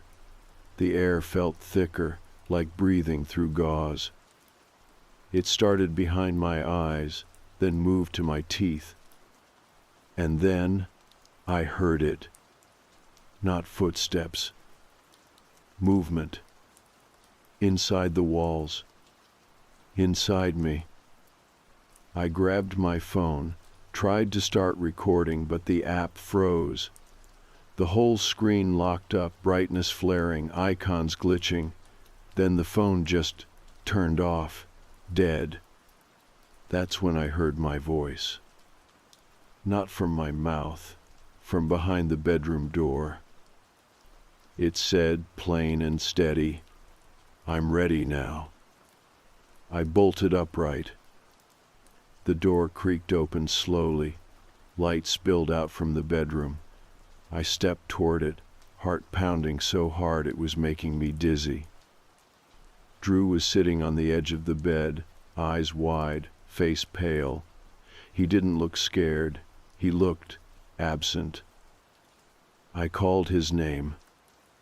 He blinked, slow and mechanical. "Jonah." "Are you awake?" "I think so," he said, but the words didn't sound like him. His voice had weight to it, like it was trying too hard to mimic something natural. Then he looked at me and said, "You're next." And he collapsed. No seizure, no drama, just dropped backward like someone had pulled his plug. I rushed to him, pulse was fine, breathing steady, but when I shook him, he didn't respond, eyes closed, like sleep, but too deep. I shouted his name, slapped his cheek, even poured water on him. Nothing. I called 911. By the time paramedics arrived, he was sitting up, dazed but talking. He didn't remember a thing, just felt foggy, like he'd come out of anesthesia. I didn't tell them what I'd heard. What would I say? My friend said I'm next and then passed out. They checked him over, said it was probably stress. maybe low blood sugar, maybe a sleep episode. Drew just kept blinking, like his eyes didn't fit his face. I didn't sleep that night either. The next day I started seeing things. At least I think I did. Could have been exhaustion, but the way people looked at me on the street felt wrong. Like they were checking for a barcode behind my ear. In the grocery store, I caught a man staring at me from the dairy aisle. He had the same face as the guy in line at checkout. Identical, not twins copies. He saw me staring. He smiled. I left my cart and walked out. Back at the apartment, I found my laptop on. I hadn't left it that way. A new file was on the desktop. No name, just a timestamp, 317 MP4. I clicked it. It was a live feed of me, right then, watching the screen. And behind me, just barely visible in the reflection of the window, was another me, standing still, watching. I spun around. Nothing. I turned back. The feed was gone. The file deleted. I sat down slowly, trying not to fall apart. I remember thinking, maybe they weren't making a copy of me. Maybe they were reintroducing me to it. Maybe I wasn't the first version. Maybe I was the echo. That night, I went into the bathroom and looked in the mirror for a long, long time. Too long. I tried something. I waved. I waited. And 2 seconds later, my reflection smiled, then lifted its hand, and waved back. I didn't go back to Drew's after that. Not because I didn't trust him, but because I didn't trust what might be inside him. After what happened that night, after hearing my own voice coming from behind a door I never walked through, I stopped believing that anyone could be fully themselves anymore. Not me, not him, not anyone. For a couple days, I just drove. No destination, no plan, just long, empty highways and whatever off-brand motels I could afford. I turned off my phone. I took the battery out entirely and dumped it in a gas station trash can 2 counties over. I paid for everything in cash, kept the windows down, and never stayed anywhere more than one night. I wasn't hiding. That's not the right word. You can't hide from something that already knows where you are. I was delaying. I was hoping whatever was following me, watching me, maybe even shaping me would forget. But I think the worst part is realizing it never had to find me. It built me. And now I was just looping back through a system I didn't design. In some late-night diner somewhere near the Colorado border, I caught a look at myself in the bathroom mirror. Just a glance. And for the first time I didn't recognize my own face. I'd grown a beard in a week without noticing. My eyes looked sunk in and glassy, like the lights behind them had gone dim. I watched myself blink and wondered, was it me this time, or the other one? That's when I decided to go back. Not out of bravery. Out of necessity. There's a threshold in paranoia, a point where you're either going to crack or confront it. I'd been tiptoeing around that edge for too long. So I turned the car around, headed back to the city, and drove straight to the building that used to be the clinic. It was different again. No sign, no front desk, no hallway. Just an open door. and a narrow staircase leading down. I don't know why I walked in. I wasn't brave, like I said, but something in me, maybe the part that still remembered what sleep used to feel like, needed this to be over, one way or another. The stairs went down farther than they should have.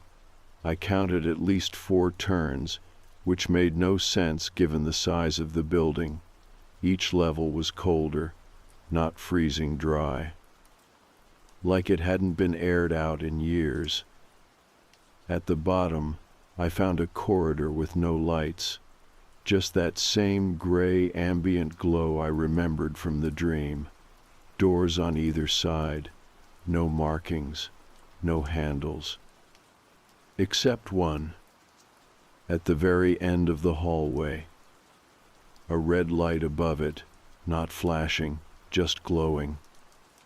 I walked toward it, footsteps echoing strangely, not off the floor, off the walls, like they were listening.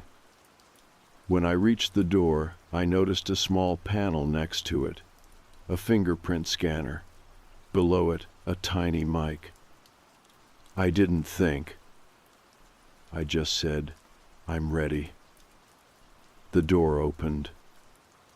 The room inside looked exactly like the one I'd seen in my dreams. Identical to the almost bedroom, bed in the middle, camera in the corner, blankets pulled tight and perfect. And lying on the bed was me, unmoving, eyes closed, wired up. I stepped closer, unable to breathe. The body on the bed didn't stir. I reached out slowly, not touching, just hovering my hand above the forehead. Then his eyes opened. Not wide, not startled.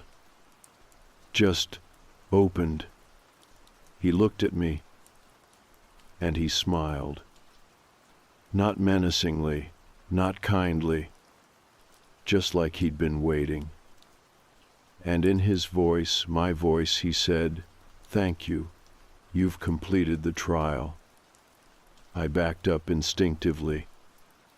"What does that mean?" I asked, but my mouth felt dry, like I hadn't spoken in hours. "You made it through," he said, "through the iterations, through the filters. You're the last one. We can collapse the others now." "I'm not part of this," I whispered. "But you were," he said. "You chose to be. That night you signed the waiver. You didn't read the fine print." "I didn't know." "That's the point," he said gently. "The unaware are the purest test subjects. No preconceptions, just instinct." I stared at him. "So what now?" He sat up slowly. No wires pulled, no beeping machines, no monitors. It was like everything was for show. "Now I sleep," he said. "You've done the hard part, the gathering, the exposure, the pressure. You're taking my place." "I am your place," he said, standing. "You were a prototype, raw code, unstable memories. We needed someone to believe they were real long enough to walk the loop." I was shaking.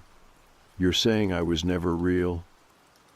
He stepped forward, close enough now that I could smell something faintly metallic on him. "I'm saying you were a vessel, a shape, a test bed for empathy and fear. You passed, and now you get what you've always wanted." "What's that?" "Rest." He raised his hand, not quickly, not threatening, and touched my forehead. And suddenly, I remembered. Not everything, but enough. The first version, the second, the trial that failed in 2009, the one in Vancouver, the proxy shell in Kyoto, the girl named Anna who never woke up. I remembered every sleepless night. Because I'd watched them, all of them. I was never just me. I was an observer, a seed, a test folded into the idea of a man who couldn't sleep. And now I was done. I woke up in my bed, my real bed. No wires, no camera. Morning light coming through the blinds like nothing had ever happened. I sat up, touched my face, my chest, my legs. Everything felt normal, whole. In the kitchen, there was a note on the counter. In my handwriting, but I hadn't written it. The loop is closed. You are not being watched anymore. It should have made me feel better, but instead, it felt like mourning, because I realized what they'd taken wasn't just sleep. It was doubt, and I'd never have it again. You can fear the dark, you can fear being followed, but once you truly know that the thing in the mirror isn't always you, there's no fear left. Only memory, only silence, and sleep. Real sleep. Dreamless. Permanent.